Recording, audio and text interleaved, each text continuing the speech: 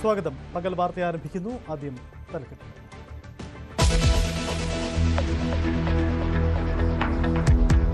കടലിൽ കാണാതായ ഉറ്റവർക്കായി പ്രതിഷേധത്തിനായി ഉയർത്തുന്ന തീരവാസികളെ ശാന്തരാക്കാൻ സർക്കാർ. നീണ്ടകരയിലെ ഗൗതമിന്റെ വീട്ടിലെത്തി മുഖ്യമന്ത്രി.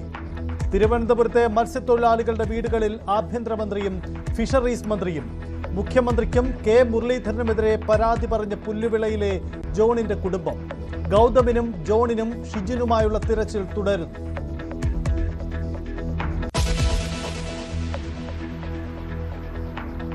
സ്ത്രീകൾക്കെതിരെ പരിധി വിട്ട പോസ്റ്റിൽ മുതിർന്ന RSS നേതാവ് TG മോഹൻദാസിനെ ഉച്ചകഴിഞ്ഞ് കോടതിയിൽ ഹാജരാക്കും. അറസ്റ്റ് ഇന്നലെ രാത്രി കൊച്ചിയിൽ നിന്നും തലസ്ഥാനത്ത് എത്തിച്ചത് പുലർച്ചെ. കസ്റ്റഡിയിലെടുത്തത് തിരുവനന്തപുരം സിറ്റി സൈബർ ക്രൈംബ്രാഞ്ച്. അറസ്റ്റിന് കാരണം ഡൽഹി സമരക്കാരെയും സ്ത്രീകളെയും അറപ്പുളവാക്കും വിധം അധിക്ഷേപിച്ചത്.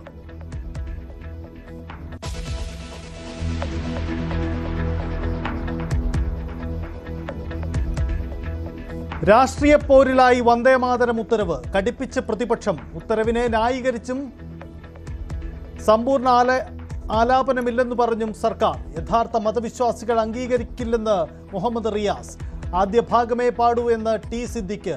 മനോഹര ഗാനമാണെന്ന് CP ജോൺ. പാടുമ്പോൾ ജാഗ്രത വേണം. ലോക് ഭവന്റെ നിലപാട് മനസ്സിലാക്കി തിരുത്തുകയാണ് ചെയ്യുന്നതെന്ന് N ഷംസുദ്ദീൻ.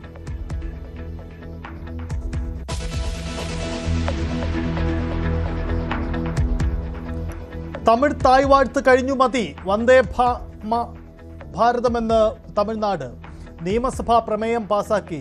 പ്രമേയം അവതരിപ്പിച്ചത് മുഖ്യമന്ത്രി ജോസഫ് വിജയ്. തമിഴ് അമ്മയെപ്പോലെ തമിഴരുടെ ജീവനും വികാരവുമാണ് ഭാഷ. പ്രമേയത്തെ അനുകൂലിച്ച് എല്ലാ പാർട്ടികളും.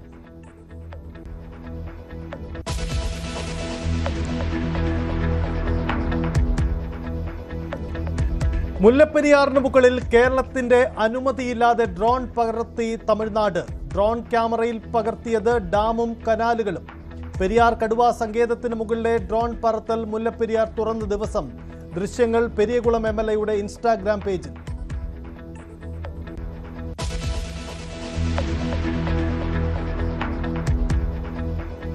അർജുൻ ആയങ്കിയുടെ ക്രിമിനൽ ബന്ധവും സാമ്പത്തിക സ്രോതസ്സും കണ്ടെത്താൻ നടപടികളുമായി പോലീസ്. വിവിധ സ്റ്റേഷനുകളിൽ 23 കേസുകൾ. കാപ്പ ചുമത്താനുള്ള നടപടികളും തുടങ്ങി. ഒപ്പം നിന്നവരും നിരീക്ഷണത്തിൽ. കസ്റ്റഡിയിൽ വാങ്ങാൻ പോലീസ്. സഹായികളെ കണ്ടെത്താൻ ചോദ്യം ചെയ്യും.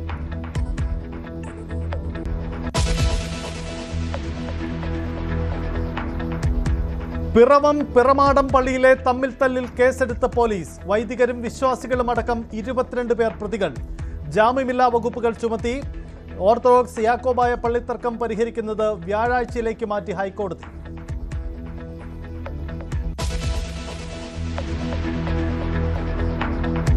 പിണറായി വിജയന്റെ വീടിന് മുന്നിൽ EDയെ തടഞ്ഞ സംഘത്തിലെ SFI നേതാവിനെ ചെന്നൈ എയർപോർട്ടിൽ അറസ്റ്റ് ചെയ്തു. പിടിയിലായത് ചാല ഏരിയ കമ്മിറ്റി അംഗം BS Adarsh.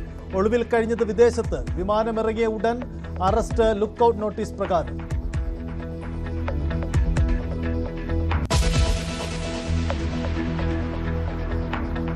Palakkad Kollengode മുന്നറിയിപ്പില്ലാതെ water tank പൊളിച്ചു. വൻ ദുരന്തം വഴിമാറിയത് ഭാഗ്യം കൊണ്ട്. സമീപത്തെ വീടിന്റെ ഒരു ഭാഗം ഇടിഞ്ഞു വീണു. വൈദ്യുതി പോസ്റ്റും വില്ലേജ് ഓഫീസിന്റെ ഗേറ്റും തകർന്നു. ടാങ്ക് പൊളിച്ചത് സുരക്ഷ പാലിക്കാതെയെന്ന് Nenmara MLA K Preman news 18നോട്.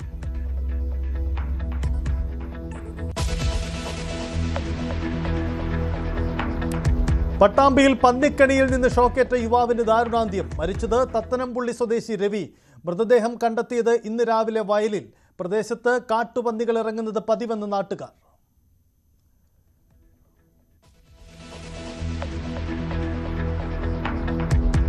ഓണത്തിന് വിലക്കയറ്റമുണ്ടാകില്ലെന്ന് കൃഷിമന്ത്രി. 2000 പച്ചക്കറി ചന്ത തുടങ്ങും. വിപണിയിൽ ഇടപെടാൻ 10.5 കോടി മാറ്റിവെച്ചു. കൃത്രിമ വിലക്കയറ്റമുണ്ടാക്കിയാൽ നടപടി ഉണ്ടാകുമെന്നും T സിദ്ദിഖ്.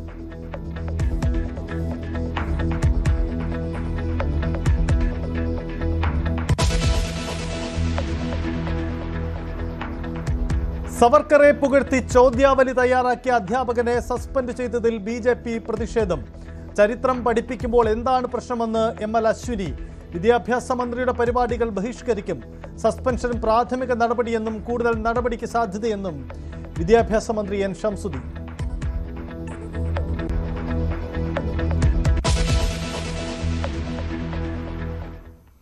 വിശദമായി കാണാതായ മത്സ്യത്തൊഴിലാളികളെ കണ്ടെത്തുന്നതിനുള്ള നടപടികൾ വൈകിയെന്ന പരാതി ശക്തമായിരിക്കെ തീരദേശത്തെ തണുപ്പിക്കാൻ സർക്കാർ. മുഖ്യമന്ത്രി നീണ്ടകരയിൽ കടലിൽ കാണാതായ ഗൗതം കൃഷ്ണയുടെ വീട്ടിൽ സന്ദർശനം നടത്തി. മന്ത്രി ഷിബു ബേബി ജോണും അദ്ദേഹത്തോടൊപ്പമുണ്ടായിരുന്നു.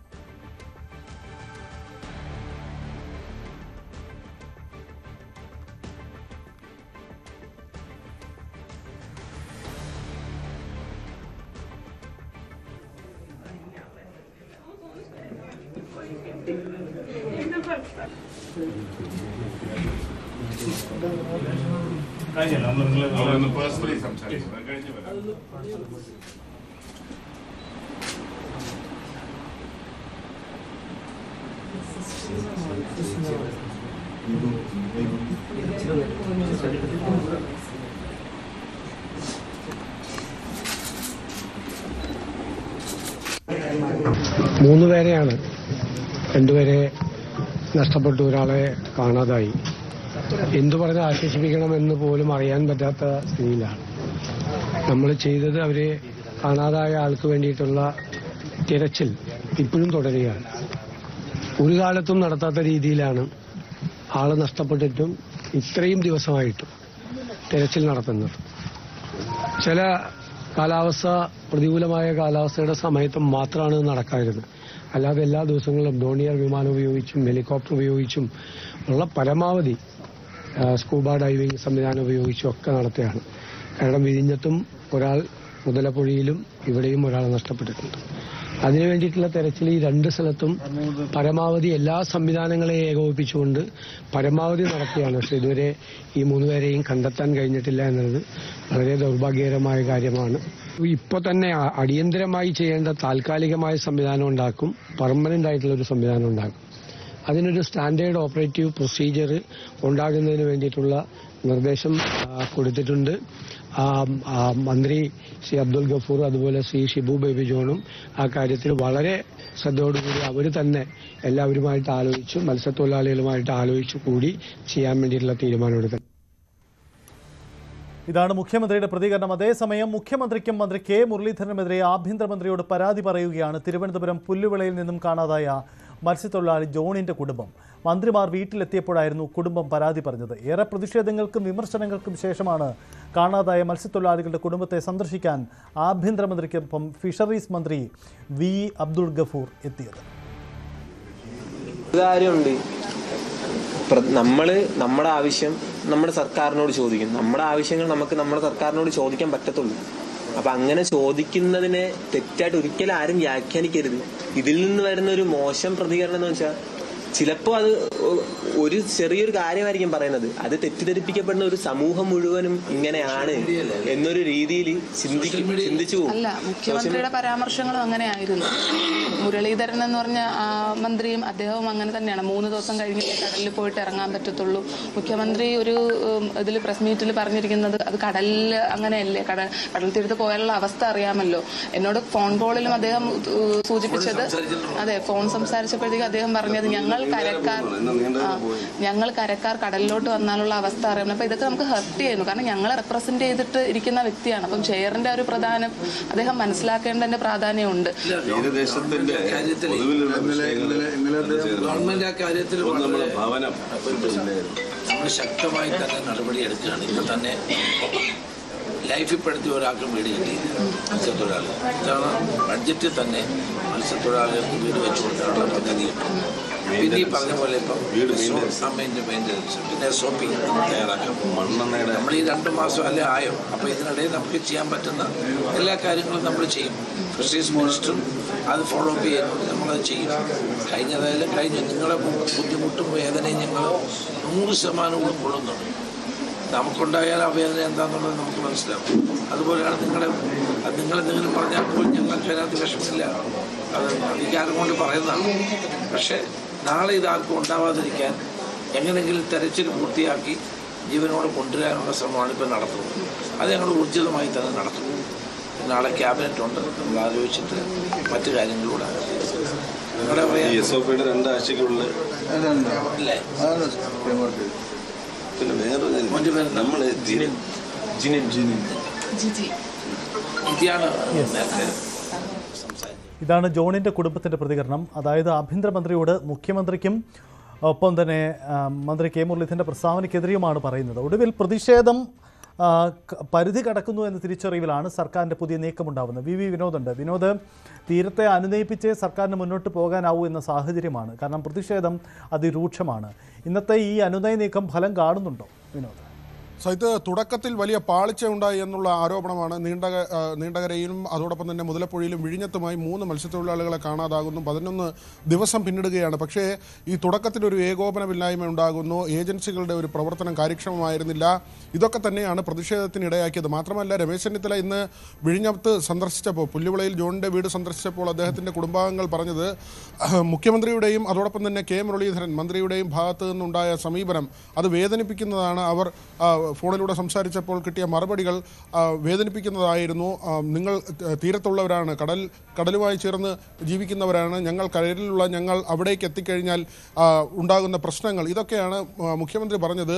ഒരു മുഖ്യമന്ത്രി കസേരയ്ക്ക് ചേർന്നതാണോ ഇത്തരം വാക്കുകൾ എന്ന ചോദ്യമാണ് ജോണിൻ്റെ കുടുംബാംഗങ്ങൾ ഉന്നയിച്ചത്. അവരെയൊക്കെ തന്നെ ആശ്വസിപ്പിക്കാൻ രമേശ് ചെന്നിത്തലയുടെ ഭാഗത്ത് നിന്ന് നടപടി ഉണ്ടാവുകയും ചെയ്തു. അതോടൊപ്പം തന്നെയാണ് മുതലപ്പുഴയിലും സന്ദർശനം നടത്തിയത്.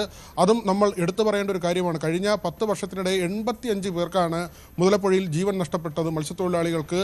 അത് ഓരോ ഘട്ടത്തിലും പരിഹരിക്കപ്പെടും. അവിടെ ഈ ബ്രേക്ക് വാട്ടറിൻ്റെ പുലിമുട്ടിൻ്റെ അശാസ്ത്രീയത പരിഹരിക്കപ്പെടും. അതിനുവേണ്ടിയുള്ള പല പഠനങ്ങൾ നടത്തിയിട്ടുണ്ട്. ഇതെല്ലാം തന്നെ ഇങ്ങനെ പകുതി വഴിയിൽ അവസാനിക്കുന്നതല്ലാതെ പ്രശ്നത്തിന് ശാശ്വത പരിഹാരമാകുന്നില്ല. ആ ഒരു പ്രതിഷേധവും അങ്ങനെ ഒരു വികാര പ്രകടനവും തന്നെയാണ് മത്സ്യത്തൊഴിലാളികളുടെ ഭാഗത്തു നിന്ന് ഉണ്ടാകുന്നത്. അവർക്ക് ഓരോ ദിവസവും ഇങ്ങനെ ഭീതിയോടുകൂടി കടലിൽ പോകേണ്ട സാഹചര്യം, പ്രിയപ്പെട്ടവരെ നഷ്ടപ്പെടുന്നൊരു സാഹചര്യം. നീണ്ടകരയിൽ ഇന്ന് മുഖ്യമന്ത്രി തന്നെ നേരിട്ട് സന്ദർശനം നടത്തി. ഷിബു ബേബി ജോണും ഗൗതം കൃഷ്ണയുടെ വീട്ടിലെത്തിയിരുന്നു. ആ വീട്ടിനെ സംബന്ധിച്ചും വളരെ വേദന ഉണ്ടാക്കുന്നൊരു കാര്യം തന്നെയാണ്. ഒരു കുടുംബത്തിലെ 2 പേർ മരിച്ചു. ഈ വള്ളം മറിഞ്ഞുള്ള അപകടത്തിൽ 2 പേർ മരിക്കുകയും ഒരാളെ കാണാതാകുകയും ചെയ്തിട്ടുണ്ട്. 3 പേരെയാണ് ഒരു കുടുംബവുമായി ബന്ധപ്പെട്ട് അങ്ങനെ ഒരു വേദനയുടെ ആഴത്തിലേക്ക് അവർ ചെന്ന് വീണിരിക്കുന്നത്. 2 പേർ മരിച്ചു, ഒരാൾക്ക് വേണ്ടിയുള്ള തിരച്ചിൽ തുടരുന്നു. അവിടെയും മുഖ്യമന്ത്രി പറയുന്നത് തുടക്കം മുതൽ തന്നെ ഒരു കാലത്തും ഇല്ലാത്ത വിധത്തിലുള്ള ഈ രക്ഷാപ്രവർത്തനം, അതോടൊപ്പം തന്നെ തിരച്ചിൽ നടപടികൾ ഇതെല്ലാം തന്നെ നടന്നു. ജില്ലാ ഭരണകൂടം വലിയ ഏകോപനം നടത്തി എന്നുള്ള കാര്യമൊക്കെ മുഖ്യമന്ത്രി പറയുന്നുണ്ട്. പുതിയ സംവിധാനം കൊണ്ടുവരുന്നതിനെക്കുറിച്ച് അദ്ദേഹം പറയുന്നത് കൂടുതൽ കാര്യക്ഷമമായി ഇങ്ങനെയുള്ള അപകടങ്ങൾ സംഭവിക്കുമ്പോൾ തിരച്ചിൽ നടത്തുന്നതും അതോടൊപ്പം തന്നെ കാലാവസ്ഥാ പ്രവചനം കൂടുതൽ മെച്ചപ്പെട്ട നിലയിൽ കാലാവസ്ഥാ പ്രവചനം സാധ്യമാകുന്ന തരത്തിലുള്ള സംവിധാനങ്ങൾ കൊണ്ടുവരും. മാത്രമല്ല, വിമർശനങ്ങൾക്കുള്ള മറുപടി എന്നോണം വി.ഡി. സതീശൻ പറഞ്ഞത് ഞങ്ങളെ അവർക്ക് വിമർശിക്കാം, മുഖ്യമന്ത്രിയെ വിമർശിക്കാം. ഒരു കാരണവശാലും അങ്ങനെ വിമർശിക്കുമ്പോൾ അവരെ ശത്രുതാ മനോഭാവത്തോടു കൂടി കാണില്ല. കാരണം പ്രിയപ്പെട്ടവരെ നഷ്ടപ്പെടുന്നവരാണ്. തീർച്ചയായും ഭരണകൂടത്തിനെതിരെ ഒരു വികാരമുണ്ടാകും, പ്രതികരണമുണ്ടാകും. അങ്ങനെ തന്നെയാണ് ഇതിനെ കാണുന്നത്. ഇപ്പോഴത്തെ തിരച്ചിലിൻ്റെ സാഹചര്യം കൂടി നമ്മൾ പരിശോധിക്കേണ്ടതുണ്ട്. INS കൽപ്പേനി അത് ഇപ്പോൾ ഈ തിരച്ചിലിൻ്റെ ഭാഗമായി നാവികസേനയുടെ കപ്പൽ ഉണ്ട്. അതോടൊപ്പം തന്നെ ജലത്തിനടിയിലെ തിരച്ചിൽ നടക്കുന്നുണ്ട്. അങ്ങനെ സ്കൂബ ഡൈവിംഗ് ടീമിൻ്റെ തിരച്ചിൽ നടക്കുന്നുണ്ട്. സോണാർ സാങ്കേതിക വിദ്യ ഉപയോഗിച്ചുള്ള തിരച്ചിലാണ് നടക്കുന്നത്. ആകാശ നിരീക്ഷണം നടക്കുന്നുണ്ട്. കോസ്റ്റ് ഗാർഡിൻ്റെ ഡോണിയർ വിമാനങ്ങൾ കഴിഞ്ഞ ദിവസങ്ങളിൽ ഇന്നുമായി ഇങ്ങനെ പരിശോധന നടത്തുന്നുണ്ട്. തിരച്ചിൽ മേഖല വ്യാപിപ്പിക്കുകയും ചെയ്തു. ജോണിന് വേണ്ടിയുള്ള തിരച്ചിൽ മേഖല വിഴിഞ്ഞത്ത് നിന്ന് കന്യാകുമാരി വരെ വ്യാപിപ്പിച്ചിട്ടുമുണ്ട്. സൈത്ത്, അതാണ് സാഹചര്യം. എന്തായാലും വിഴിഞ്ഞത്ത് അടക്കം മത്സ്യത്തൊഴിലാളികളെ അനുനയിപ്പിക്കാനാണ് സർക്കാരിൻ്റെ ഇപ്പോഴത്തെ നീക്കമെന്നതാണ് സാഹചര്യം. അത് ഫലം കാണുമോ എന്നത് ആണ് ഇനി അറിയേണ്ടത്. നീണ്ടകരയിലെ കാണാതായ ഗൗതമിന് വേണ്ടിയുള്ള തിരച്ചിൽ നേവി അടക്കമാണ് നടത്തുന്നത്. എസ് വിനീഷ് ഉണ്ട്. വിനീഷ്, നേവി കളത്തിലിറങ്ങിക്കൂടി തിരച്ചിൽ നടത്തിയിട്ടും ഫലം കണ്ടില്ല എന്നതാണ് സാഹചര്യം. ഇന്ന് തിരച്ചിൽ വീണ്ടും നടക്കുന്നുണ്ടോ? എന്താണ് ഇപ്പോഴത്തെ സാഹചര്യം? തീർച്ചയായും സജിത്ത്, ഇന്ന് തെരച്ചിൽ നടന്നുണ്ട്. കൊല്ലത്ത് കടലിൽ കാണാതായ ഗൗതം കൃഷ്ണയ്ക്കായുള്ള തെരച്ചിൽ 11ാം ദിവസമാണ് തുടരുന്നത്.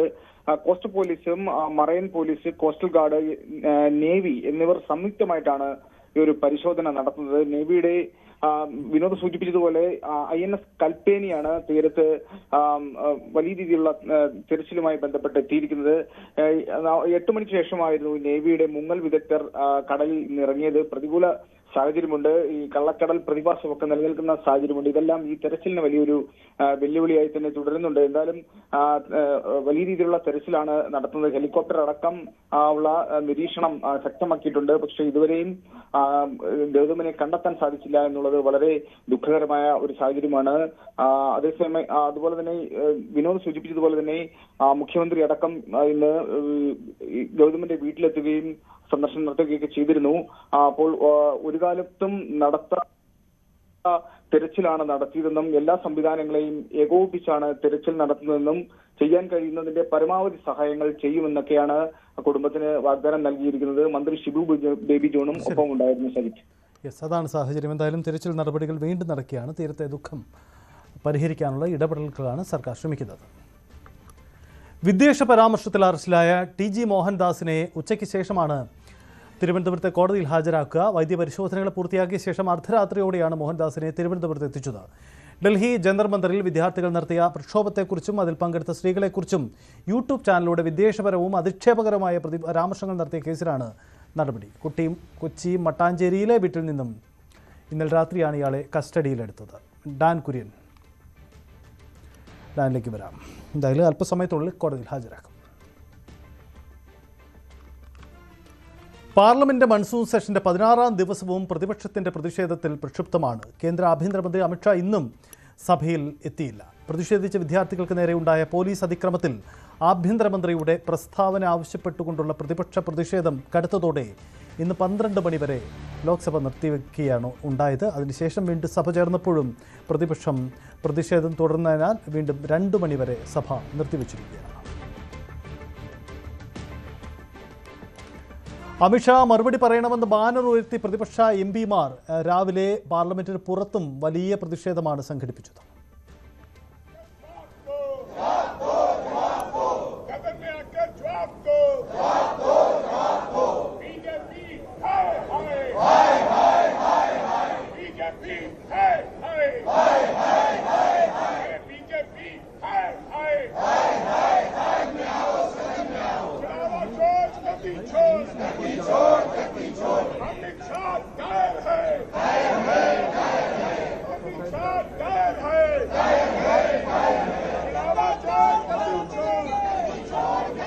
രാജ്യസഭയിലും സമാനമായ സാഹചര്യങ്ങളായിരുന്നു. രാജ്യസഭ ശക്തമായ പ്രതിഷേധത്തിനിടയിലും 1.25 മണിക്കൂറോളം ചേർന്ന ശേഷം 2 മണി വരെ നിർത്തിവെച്ചിരിക്കുകയാണ്. പ്രതിപക്ഷ MP-മാരെ സംസാരിക്കാൻ ചെയർ അനുവദിച്ചില്ലെങ്കിലും CPI-യിൽ നിന്നുള്ള P. സന്തോഷ് കുമാർ മലയാളത്തിൽ വിഷയം അവതരിപ്പിച്ചു. രാജ്യത്തിന്റെ പ്രതിപക്ഷ നേതാവിന് പോലും സംസാരിക്കാൻ അവസരം കൊടുക്കാതെ എന്ത് പ്രശ്നമാണ് നമുക്ക് ചർച്ച ചെയ്യാൻ പറ്റുക? LOPക്ക് അവകാശമില്ല, ആർക്കും അവകാശമില്ല. പിന്നെ എന്താണ് സാർ ഈ രാജ്യത്ത് ചർച്ച ചെയ്യാൻ പോകുന്നത്? നമ്മള് ഇത് വളരെ ഗുരുതരമായ പ്രശ്നമാണ്. ഈ ഗവൺമെന്റ് എല്ലാ രംഗങ്ങളിലും പരാജയപ്പെട്ടു, ആരെയും സംസാരിക്കാൻ അനുവദിക്കുന്നില്ല. എങ്ങനെയാണ് ഈ സംവിധാനം മുന്നോട്ട് പോകുന്നത്? മനസ്സിലാകുന്നില്ല.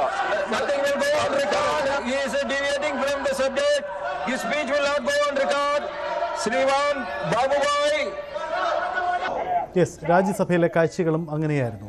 നാഷണൽ ഡെസ്കിൽ രഞ്ജിത്ത് രാമചന്ദ്രൻ ചേരുന്നു. രഞ്ജിത്ത്, പാർലമെന്റിൽ കഴിഞ്ഞ ദിവസങ്ങളിലെ സമാനമായ കാഴ്ചയാണ്. 2 മണിക്ക് ചേരുമ്പോഴും എന്താണ് സഭയിൽ നിന്നും പ്രതീക്ഷിക്കേണ്ടത്? അമിത്ഷാ ഇന്ന് സഭയിൽ എത്തിയിട്ടുമില്ല. തീർച്ചയായും അമിത്ഷാ ഇന്ന് സഭയിൽ എത്തുമോ എന്ന കാര്യത്തിൽ ഇപ്പോഴും വ്യക്തതയില്ല. പക്ഷേ ഇതുവരെയും അമിത്ഷായുടെ സാന്നിധ്യം സഭയിലില്ല എന്നുള്ളതാണ് ഏറ്റവും പ്രധാനപ്പെട്ട ഒന്ന്. സജിത്ത്, ഡൽഹി വിദ്യാർത്ഥി ആക്രമണം, പോലീസുമായി ബന്ധപ്പെട്ട സംഘർഷ വിഷയത്തിൽ അമിത്ഷായുടെ മറുപടി വേണം എന്നാവശ്യപ്പെട്ട് തുടർച്ചയായി പാർലമെന്റിന്റെ ഇരുസഭകളും സ്തംഭിപ്പിക്കുകയാണ് പ്രതിപക്ഷം. കഴിഞ്ഞ കുറേ ദിവസങ്ങളായി നമ്മൾ കാണുന്ന കാഴ്ച അതുതന്നെയാണ്. മിക്ക ബില്ലുകളും ചർച്ചയില്ലാതെ പാസ്സാക്കുന്ന ഒരവസ്ഥ പാർലമെന്റിന്റെ സഭകളിലുണ്ട് എന്നുള്ളത് ഏറ്റവും പ്രധാനപ്പെട്ട ഒന്നാണ്. പക്ഷേ അമിത്ഷായെ സംബന്ധിച്ചിടത്തോളം രാജ്യസഭാ ഉപാധ്യക്ഷനെ ആവശ്യപ്പെട്ടിട്ട് പോലും, എവിടെ അമിത്ഷാ ചോദിച്ചിട്ട് പോലും ഇന്ന് വരുമെന്ന് പ്രതീക്ഷിച്ചിരുന്നു. കാരണം സുപ്രധാനമായ പല ബില്ലുകളും ഇന്ന് ചർച്ചയ്ക്ക് വരുന്ന ഒരു ദിവസമാണ്. സ്വാഭാവികമായും ആഭ്യന്തരമന്ത്രി ഇതുമായി ബന്ധപ്പെട്ട് മറുപടി പറയുമെന്ന് പ്രതീക്ഷിച്ചിരുന്നു. മണ്ഡല പുനർനിർണ്ണയം അടക്കമുള്ള ബില്ലുകളുടെ കാര്യത്തിലും വ്യക്തത വരേണ്ടതുണ്ട്. ഇത് ഈ പാർലമെന്റ് സമ്മേളനത്തിൽ ഉണ്ടാകുമോ എന്ന കാര്യത്തിലൊക്കെ സർക്കാരിന്റെ ഭാഗത്തു നിന്ന് കൃത്യമായ ഒരു ചിത്രം ഇതുവരെ പുറത്തേക്ക് വന്നിട്ടില്ല എന്നുള്ളതാണ്. ഏതായാലും അത്തരം ബില്ലുകൾ വരുമ്പോൾ അമിത്ഷാ മറുപടി പറയുകയും സഭയിൽ വരികയും മറ്റും ചെയ്യേണ്ടി വരും. ഇന്നിപ്പോൾ കേരളം ബിൽ എന്ന വളരെ പ്രധാനപ്പെട്ട ഒരു ബില്ല് സഭയിൽ അവതരിപ്പിക്കപ്പെടുന്നുണ്ട്. അത് അമിത്ഷായ്ക്ക് പകരം സഹമന്ത്രി നിത്യാനന്ദ റായ് ആണ് ബിൽ അവതരിപ്പിക്കുക എന്നാണ് നമ്മൾ മനസ്സിലാക്കേണ്ടത്. അത് ബിൽ എപ്പോഴാണ് ചർച്ചയ്ക്കെടുക്കുക എന്ന കാര്യത്തിൽ കുറച്ചുകൂടി ചർച്ച ഇതുമായി ബന്ധപ്പെട്ട് നടക്കുകയും മറ്റും ചെയ്ത പശ്ചാത്തലമുണ്ട്. അവിടെയാണ് നേരത്തെ പറഞ്ഞതുപോലെ PD സന്തോഷ് കുമാറൊക്കെ മലയാളത്തിൽ സംസാരിക്കുന്ന ഒരു പശ്ചാത്തലമൊക്കെ ഉണ്ടായത്.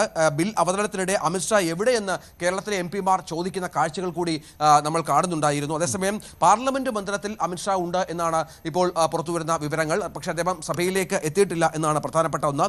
ഇത് വലിയ പ്രതിഷേധങ്ങൾക്ക് സഭയിൽ വഴിയൊരുക്കുന്ന പശ്ചാത്തലമുണ്ടായിരുന്നു. കേരള ബില്ലിന് പുറമെ ട്രിബ്യൂണൽസ് റിഫോംസ് ബിൽ, ഖനി ധാതു ഭേദഗതി ബിൽ, ദേശീയ സഹകരണ വികസന കോർപ്പറേഷൻ ഭേദഗതി ബിൽ എന്നിവയും സഭയിൽ അവതരിപ്പിക്കുന്നുണ്ട്. അതും വളരെ പ്രധാനപ്പെട്ട ബില്ലുകളാണ്. ഇത്തരം ബില്ലുകളുടെയൊക്കെ അവതരണ സമയത്താണ് ആഭ്യന്തരമന്ത്രിയുടെ ഒരുപക്ഷെ മന്ത്രിസഭയിലെ രണ്ടാമനെന്ന് കരുതാവുന്ന അമിത്ഷായുടെ സാന്നിധ്യം സഭയിലില്ലാത്തത് എന്ന് ഏറ്റവും പ്രധാനപ്പെട്ട ഒന്നാണ്. മാത്രമല്ല, പ്രധാനമന്ത്രി നരേന്ദ്രമോദിയുടെ സാന്നിധ്യം സഭയിൽ ഉണ്ടാകുന്നില്ല എന്നത് പ്രധാനപ്പെട്ട ഒന്നാണ്. ഏതായാലും കേരളത്തിലെ അടക്കം നിരവധി ബില്ലുകളുമായി ബന്ധപ്പെട്ട ചർച്ചകൾ സഭയിൽ പുരോഗമിക്കുന്ന ഒരു പശ്ചാത്തലമുണ്ട്. കേരള സംസ്ഥാനത്തിന്റെ പേര് കേരളം എന്നാക്കുന്നതിനുള്ള ബില്ലാണ് ഇതിലേറ്റവും പ്രധാനപ്പെട്ട ഒന്ന്. ഏതായാലും അമിത്ഷാ സഭയിൽ എത്തുന്നവരെ പ്രതിഷേധം തുടരുമെന്നാണ് മനസ്സിലാക്കേണ്ടത്. സഭ ഇനി പുനരാരംഭിക്കുമ്പോഴും ഇത്തരത്തിലുള്ള പ്രതിഷേധവുമായി ബന്ധപ്പെട്ട് പ്രതിപക്ഷം മുന്നോട്ട് പോവുകയും ചെയ്യും. സൈത്ത്, അതാണ് സാഹചര്യം. എന്തായാലും പാർലമെന്റിൽ പ്രതിഷേധം തുടരുകയാണ്. 2 മണിക്ക് വീണ്ടും ചേരുമ്പോഴുള്ള സാഹചര്യം നിർണായകമാണ്.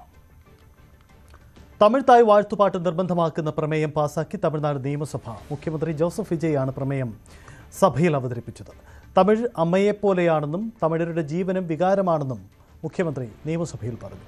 തമിഴ് സംസ്ഥാന ഗീതമായി സംരക്ഷിക്കുന്നതിൽ സർക്കാർ ഒരു വിട്ടുവീഴ്ചയ്ക്കുമില്ല. സംസ്ഥാനത്തെ എല്ലാ വിദ്യാഭ്യാസ സ്ഥാപനങ്ങൾ, സർവകലാശാലകൾ, സർക്കാർ ഓഫീസുകൾ, പൊതുമേഖലാ സ്ഥാപനങ്ങൾ എന്നിവ സംഘടിപ്പിക്കുന്ന പരിപാടികളുടെ തുടക്കത്തിൽ തമിഴ് തായ്പാട്ട് ആദ്യം ആലപിക്കണമെന്ന് നിർദ്ദേശിക്കുന്നതാണ് പ്രമേയം. എല്ലാ രാഷ്ട്രീയ നേതൃത്വങ്ങളും പ്രമേയത്തെ അത് നമ്മ ഉണർവ്.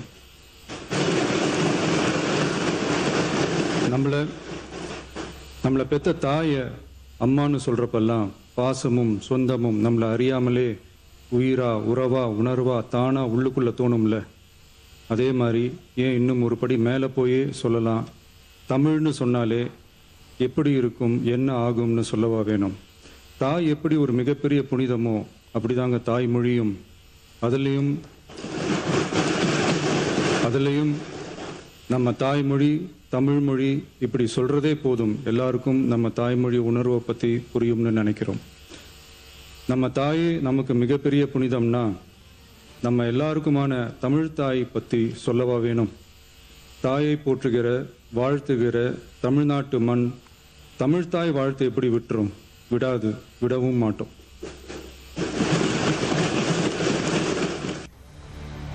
അർജുൻ ആയങ്കിക്കെതിരെ കാപ്പ കേസ്.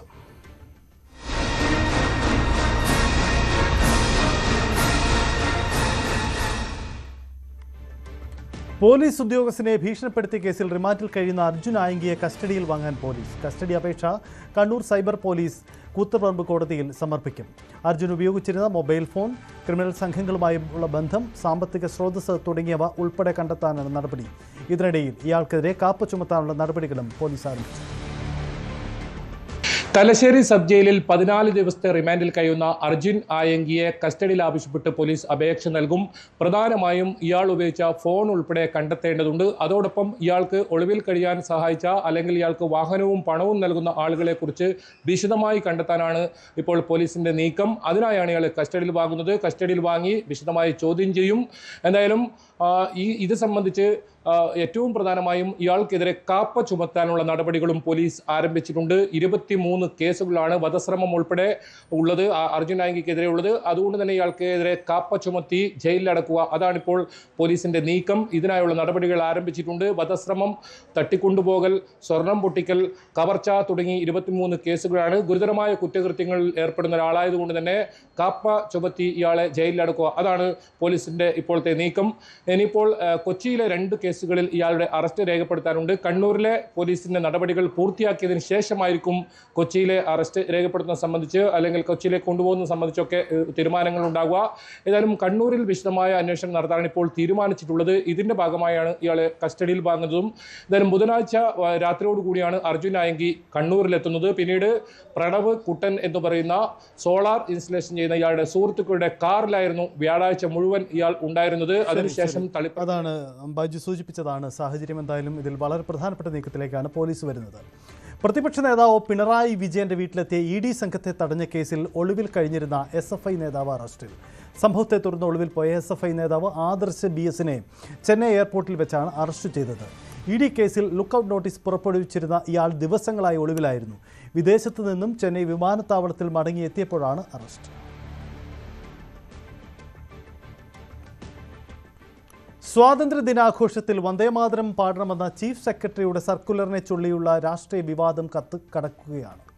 സ്വാതന്ത്ര്യദിനാഘോഷത്തിൻ്റെ ഭാഗമായി വന്ദേമാതരം ചൊല്ലില്ലെന്ന് സർക്കാരിൻ്റെ പ്രോട്ടോകോൾ പ്രോഗ്രാം നോട്ടീസിൽ വ്യക്തമാക്കുന്നു. എന്നാൽ വന്ദേമാതരം പാടണമെന്ന് നിർദ്ദേശിക്കുന്ന ചീഫ് സെക്രട്ടറിയുടെ സർക്കുലർ പിൻവലിക്കണമെന്ന് പ്രതിപക്ഷവും ആവശ്യപ്പെടുകയാണ്. വി.ഡി. സതീശൻ സർക്കാരിൻ്റെ സത്യപ്രതിജ്ഞാ ചടങ്ങിൽ തന്നെ വന്ദേമാതരം ആലപിച്ചത് വലിയ വിവാദമായിരുന്നു. വന്ദേമാതരം പൂർണ്ണമായും ആലപിച്ചത് RSSന് കീഴടങ്ങലാണെന്ന വിമർശനമാണെന്ന് പ്രതിപക്ഷം ഉയർത്തിയത്. എന്നാൽ ലോക്ഭവനിൽ നിർദ്ദേശം അനുസരിക്കുക മാത്രമാണ് ചെയ്തത്. അവിടെ അന്ന് പ്രോട്ടോകോൾ തീരുമാനിക്കാൻ തങ്ങൾക്ക് കഴിയുമായിരുന്നില്ല. മാത്രവുമല്ല, അല്ലെങ്കിൽ പകുതിക്ക് വെച്ച് അവസാനിപ്പിക്കാൻ പറയണമായിരുന്നു. അതിനും കഴിയാത്ത സാഹചര്യമുണ്ടായെന്നാണ് മുഖ്യമന്ത്രി പിന്നീട് വിശദീകരിച്ചത്. ഇപ്പോൾ കേന്ദ്രം വന്ദേമാതരം ദേശീയ ഗീതമായി പ്രഖ്യാപിച്ചതിനു ശേഷം എല്ലാ സംസ്ഥാനങ്ങളോടും ഇത് ആ രീതിയിൽ ബഹുമാനത്തോടു കൂടി തന്നെ വന്ദേമാതരം ആലപിക്കണമെന്ന നിർദ്ദേശം നൽകിയിരുന്നു. പ്രോട്ടോകോൾ പാലിച്ച് തന്നെ അത് വേണമെന്ന നിർദ്ദേശം നൽകിയിരുന്നു. അതിനിടയിലാണ് സ്വാതന്ത്ര്യദിനാഘോഷങ്ങളുടെ ഭാഗമായി വന്ദേമാതരം നിശ്ചയമായും ആലപിച്ചിരിക്കണമെന്ന പൂർണ്ണമായും ആലപിച്ചിരുന്ന നിർദ്ദേശം സംസ്ഥാന ചീഫ് സെക്രട്ടറി വകുപ്പുകൾക്ക് നൽകിയത്. തദ്ദേശ വകുപ്പിലടക്കം നൽകിയ ഈ നിർദ്ദേശമാണ് പിന്നീട് വിവാദമായത്. മന്ത്രി എൻ ഷംസുദ്ദീൻ, ലീഗ് നേതാവ് കൂടിയായ മന്ത്രി എൻ ഷംസുദ്ദീൻ ലോക്ഭവൻ നിർദ്ദേശപ്രകാരമാണ് ആ തീരുമാനമെന്ന് പറഞ്ഞത്. തള്ളി ലോക്ഭവൻ രംഗത്ത് വന്നത് സർക്കാരിനെ കൂടുതൽ കുരുക്കിലാക്കുകയായിരുന്നു. ഇതോടുകൂടി വീണ്ടും സർക്കാർ കേന്ദ്ര നിർദ്ദേശങ്ങൾക്ക്, സംഘപരിവാർ അജണ്ടകൾക്ക് കീഴടങ്ങുന്നു. എന്താണോ BJP ആഗ്രഹിക്കുന്നത് നടപ്പാക്കുന്ന സർക്കാരായി വി.ഡി. സതീശൻ സർക്കാർ മാറുന്നു എന്ന വിമർശനവുമായി പ്രതിപക്ഷം രംഗത്ത് വന്നു. പൂർണ്ണമായും ഈ ചീഫ് സെക്രട്ടറി നിർദ്ദേശം പിൻവലിക്കണമെന്ന ആവശ്യം പ്രതിപക്ഷം മുന്നോട്ട് വയ്ക്കുന്നു. എന്നാൽ മുഖ്യമന്ത്രി പങ്കെടുക്കുന്നതാണ് സംസ്ഥാനത്തെ പ്രധാനപ്പെട്ട ഔദ്യോഗികമായി നടക്കുന്ന ഏറ്റവും പ്രധാനപ്പെട്ട സ്വാതന്ത്ര്യദിനാഘോഷ പരിപാടി. അത് സെൻട്രൽ സ്റ്റേഡിയത്തിൽ മുഖ്യമന്ത്രി പതാക ഉയർത്തും. അവിടെ അതിനുവേണ്ടി പൊതുഭരണ വകുപ്പ് തയ്യാറാക്കിയ പരിപാടിയുടെ കാര്യക്രമത്തിൽ പ്രോട്ടോക്കോളിൽ വന്ദേമാതരം ഉൾപ്പെടുത്തിയിട്ടില്ല. 14 ജില്ലകളിലും അതേ രീതിയിൽ തന്നെ മുന്നോട്ട് പോകും. വന്ദേമാതരം പാടണമെന്ന നിർദ്ദേശം സർക്കാർ നൽകിയിട്ടില്ല എന്ന് സർക്കാർ പറയുമ്പോഴും പ്രതിപക്ഷം വിവാദം വിടാൻ തയ്യാറല്ല. എങ്കിൽ എന്തുകൊണ്ട് ചീഫ് സെക്രട്ടറിയുടെ കത്ത് നിർദ്ദേശം പിൻവലിക്കുന്ന ചോദ്യമാണ് പ്രതിപക്ഷം ഉയർത്തുന്നത്. ഏതായാലും അത് സർക്കാർ അതിന് തുടർ നടപടി സ്വീകരിക്കുമെന്ന കാര്യത്തിൽ വ്യക്തതയില്ല. ഏതായാലും വന്ദേമാതരം വീണ്ടും വി.ഡി. സതീശൻ സർക്കാരിനെതിരെ പ്രധാനപ്പെട്ട ഒരു രാഷ്ട്രീയ ആയുധമാക്കി പ്രതിപക്ഷം മാറ്റുകയാണ്. സർക്കാരിനെ കുടുക്കുകയാണ് യഥാർത്ഥത്തിൽ ചീഫ് സെക്രട്ടറിയുടെ സർക്കുലർ. വന്ദേമാതരം സംബന്ധിച്ച ഈ സർക്കുലറിൽ വളരെ ജാഗ്രതയിലാണ് മന്ത്രിമാരടക്കം പ്രതികരിക്കുന്നത്. വന്ദേമാതരത്തിൻ്റെ ആദ്യ ഭാഗം മാത്രമേ ആലപിക്കൂ എന്ന നിലപാടെടുത്തുകൊണ്ടാണ് ഈ വിഷയത്തിൽ പ്രതിരോധം തീർക്കാൻ മന്ത്രിമാരും ശ്രമിച്ചിരിക്കുന്നത്. കൺഫ്യൂഷനും ഇല്ല, അതിന്റെ ക്ലാരിഫിക്കേഷൻ വന്നു കഴിഞ്ഞു. ഒരു കൺഫ്യൂഷനും ഇല്ല. ഉത്തരവുകൾ എവിടെയെങ്കിലും പാളിച്ചുണ്ടെങ്കിൽ അത് തിരുത്താൻ കപ്പാസിറ്റിയുള്ള ഗവൺമെന്റ് ആണല്ലോ, തർക്കമില്ല. ഒരു കാരണവശാലും നിലവിൽ ഇറങ്ങിയിരിക്കുന്ന ഉത്തരവുമായി ബന്ധപ്പെട്ടതായിരിക്കുന്ന ക്ലാരിഫിക്കേഷൻ കൺസേൺഡ് വകുപ്പ് കൊടുത്തു കഴിഞ്ഞു. മന്ത്രി തന്നെ പറഞ്ഞു അതിലൊരു അസ്വസ്ഥതയോ അസ്വാഭാവികതയോ അല്ലെങ്കിൽ ക്ലാരിഫിക്കേഷൻ കുറവോ നിലനിൽക്കുന്നില്ല. അതിൽ ഗവർണറുടെ ഓഫീസ് അവരുടെ അഭിപ്രായം പറഞ്ഞു, മന്ത്രിമാർ അവരുടെ അഭിപ്രായം പറഞ്ഞു, ഗവൺമെൻറ് ഒപ്പീനിയനും പറഞ്ഞു. വളരെ ക്ലിയറാണ് സ്റ്റാൻഡ്. സർക്കാരിൻ്റെ നയത്തിനും വീക്ഷണത്തിനും അനുസരിച്ചല്ലാതെ പോകുന്നതായ ഒരു ഉദ്യോഗസ്ഥന്മാരും ഈ ഗവൺമെൻറ് കീഴിൽ വാഴില്ല. ഒരു സംശയം നിങ്ങൾക്ക് വേണ്ട. സവർക്കറെ വാഴിപ്പിക്കലും അനുബന്ധ സംവിധാനങ്ങളുമായി ആരെങ്കിലും ആഗ്രഹിക്കുന്നുണ്ടെങ്കിൽ അതൊന്നും ഈ ഗവൺമെൻറ് കീഴിൽ നടക്കില്ല. വന്ദേ മാതരം ഗാനം ആലപിക്കുന്നതുമായി ബന്ധപ്പെട്ട് ഇപ്പോൾ ഒരു നിയമം പാസ്സാക്കിയിട്ടുണ്ട്. അതുപോലെ തന്നെ കേന്ദ്രത്തിൽ നിന്ന് വന്ന സർക്കുലറുകളാണ്. സത്യപ്രതിജ്ഞാ സമയത്ത് ലോക്ഭവൻ എടുത്ത ചില നിലപാടുകളുണ്ട്, അതൊക്കെ ചർച്ച ചെയ്യപ്പെട്ടതാണ്. അപ്പൊ അതൊന്നും നമ്മൾ വീണ്ടും ആവർത്തിച്ച് ആ കാര്യങ്ങൾ പറയേണ്ടതില്ല. ഇന്നലെ ബഹുമാനപ്പെട്ട മുഖ്യമന്ത്രി അത് വ്യക്തമാക്കിയിട്ടുണ്ടല്ലോ. നമ്മൾ ഈ കാര്യത്തിൽ സ്റ്റേറ്റിന്റെ നിലപാട് എന്താണ്, പിന്നെ ഓരോ മന്ത്രിമാരും അതിലെ നിലപാട് വീണ്ടും വീണ്ടും ആവർത്തിച്ച് പറയേണ്ടതില്ല. മുഖ്യമന്ത്രി പറഞ്ഞാൽ അതാണ് ഗവൺമെന്റിന്റെ നിലപാട്. ഇങ്ങനെയാണ് മന്ത്രിമാർ ഈ വിഷയത്തിൽ ന്യായീകരിക്കുന്നത്. അതേസമയം പ്രതിപക്ഷം നിലപാട് കടുപ്പിക്കുകയാണ്. യഥാർത്ഥ മതവിശ്വാസികൾ സർക്കാർ നടപടി അംഗീകരിക്കില്ലെന്നാണ് മുഹമ്മദ് റിയാസ് MLA പറയുന്നത്. മുസ്ലിം ലീഗ് എന്ന പാർട്ടിക്ക് നിലപാടില്ല. ചീഫ് സെക്രട്ടറി ഉത്തരവ് ഗൗരവമുള്ളതാണ്. സർക്കാർ അറിയാതെ ചീഫ് സെക്രട്ടറിക്ക് ഇങ്ങനെ ഉത്തരവിറക്കാൻ കഴിയില്ലെന്നും റിയാസ് പ്രതികരിച്ചു. മുഖ്യമന്ത്രിയും ഗവൺമെന്റും അറിയാതെ ചീഫ് സെക്രട്ടറിക്ക് ഇങ്ങനെ ഒരു ഉത്തരവ് പുറപ്പെടുവിക്കാൻ വേണ്ടി പറ്റില്ല. ഇത് മറ്റു കർശന നിർദ്ദേശത്തിന്റെ ഭാഗമാണെന്ന് മറ്റു മന്ത്രിമാർ പറയുന്നതും തെറ്റാണ് എന്നിപ്പോൾ വന്നിരിക്കുകയാണ്. ഇത് നമ്മൾ കൂട്ടി വായിക്കേണ്ട പ്രശ്നമാണ്. കേരളത്തിൽ BJPയുടെ നേതൃത്വത്തിലുള്ള ഒരു ഭരണമാണെങ്കിൽ എന്തൊക്കെയാണോ നടത്താൻ ഉദ്ദേശിക്കുന്നത് അതൊക്കെ തന്നെ കോൺഗ്രസിൻ്റെയും മുസ്ലിം ലീഗിൻ്റെയും നേതൃത്വത്തിലുള്ള UDF ഗവൺമെൻറ് സമയത്ത് നടപ്പിലാക്കുന്നു എന്നുള്ളതിൻ്റെ സീരീസ് ഓഫ് ഇഷ്യൂസിൽ ഏറ്റവും ലേറ്റസ്റ്റ് ഉദാഹരണമാണ് ഈ വന്ദേ മാതരവുമായി ബന്ധപ്പെട്ട ഈ ഓർഡർ. മറ്റൊരു വിഷയം PM ശ്രീ ആണ്. PM ശ്രീയിൽ കേന്ദ്രത്തെ കുറ്റപ്പെടുത്തുകയാണ് മന്ത്രി. PM ശ്രീയിൽ കേന്ദ്രത്തിൻ്റെത് തെറ്റായ ആശയമെന്നാണ് മന്ത്രി CP ജോൺ പറയുന്നത്. സബ് കമ്മിറ്റി റിപ്പോർട്ട് വരട്ടെ, അതിനുശേഷം ഈ വിഷയത്തിൽ തുടർ നീക്കം ഉണ്ടാകുമെന്നുമാണ് PM ശ്രീ വിവാദത്തിൽ മന്ത്രി CP ജോൺ പ്രതികരിച്ചത്. PM ശ്രീ എന്ന് പറയുന്നത് സൈൻ ചെയ്തത് ഇടതുപക്ഷ ജനാധിപത്യ മുന്നണി ഗവൺമെൻറ്റിൻ്റെ മന്ത്രിസഭയിൽ ഒരു വലിയ മന്ത്രിസഭാ ക്രൈസിസ് ഉണ്ടാക്കിയൊരു വിഷയമാണ്. കേന്ദ്ര ഗവൺമെൻറ്റിൻ്റെ വളരെ തെറ്റായിട്ടുള്ള ഒരാശയമാണ്. പൈസ കൊടുക്കുന്നതല്ല, അവരുടെ സിലബസുകൾ, അവരുടെ ആശയങ്ങൾ ഇന്ത്യയിലെമ്പാടും അടിച്ചേൽപ്പിക്കുന്നതിന് വേണ്ടി നടത്തുന്ന ഒരു പരിശ്രമമാണെന്നുള്ള കാര്യത്തിൽ ഞങ്ങൾക്ക് ആർക്കും സംശയമില്ല. പക്ഷേ ഇത് സൈൻ ചെയ്തത് ഞങ്ങളല്ല. അല്ല, അതെ, പറഞ്ഞോട്ടെ. അപ്പോൾ അതിനെക്കുറിച്ച് ഒരു സബ് കമ്മിറ്റി വന്നല്ലോ, ഒരു ക്യാബിനറ്റ് സബ് കമ്മിറ്റി വന്നല്ലോ, അവർ പറയട്ടെ, അതിനുശേഷം നമുക്ക് സംസാരിക്കാം. ഇതാണ് CP ജോൺ പറയുന്നത്. അതേസമയം PM ശ്രീയിൽ U-ടേൺ എന്ന് ഇപ്പോൾ പറയേണ്ടതില്ലെന്നാണ് മന്ത്രി T സിദ്ദിഖിൻ്റെ വാക്കുകൾ. PM ശ്രീയിൽ സബ് കമ്മിറ്റി ഉണ്ട്, അത് മറികടന്ന് അഭിപ്രായ പ്രകടനത്തില്ലെന്നുമാണ് മന്ത്രി ഈ വിഷയത്തിൽ എടുത്ത നിലപാട്. അതിനൊരു സബ് കമ്മിറ്റി ഉണ്ടാക്കിയിട്ടുണ്ട്. ആ സബ് കമ്മിറ്റി അത് സംബന്ധിച്ച കാര്യം പറയും. ആ സബ് കമ്മിറ്റി നിലവിലുള്ളപ്പോൾ ഞാനതിൽ അഭിപ്രായം പറയുന്നത് ഇൻപ്രോപ്പറേറ്ററി ഇല്ല, പിഴവൊന്നുമില്ല. നേരത്തെ പോയി ഇങ്ങനെ കരാറിൽ ഒപ്പിട്ടതിൻ്റെ ഒരു വിശദാംശത്തിൻ്റെ പശ്ചാത്തലത്തിൽ ഒരു ക്യാബിനറ്റ് കമ്മിറ്റി വെച്ച് ആ ക്യാബിനറ്റ് കമ്മിറ്റി പരിശോധിച്ചുകൊണ്ടിരിക്കുകയല്ലേ.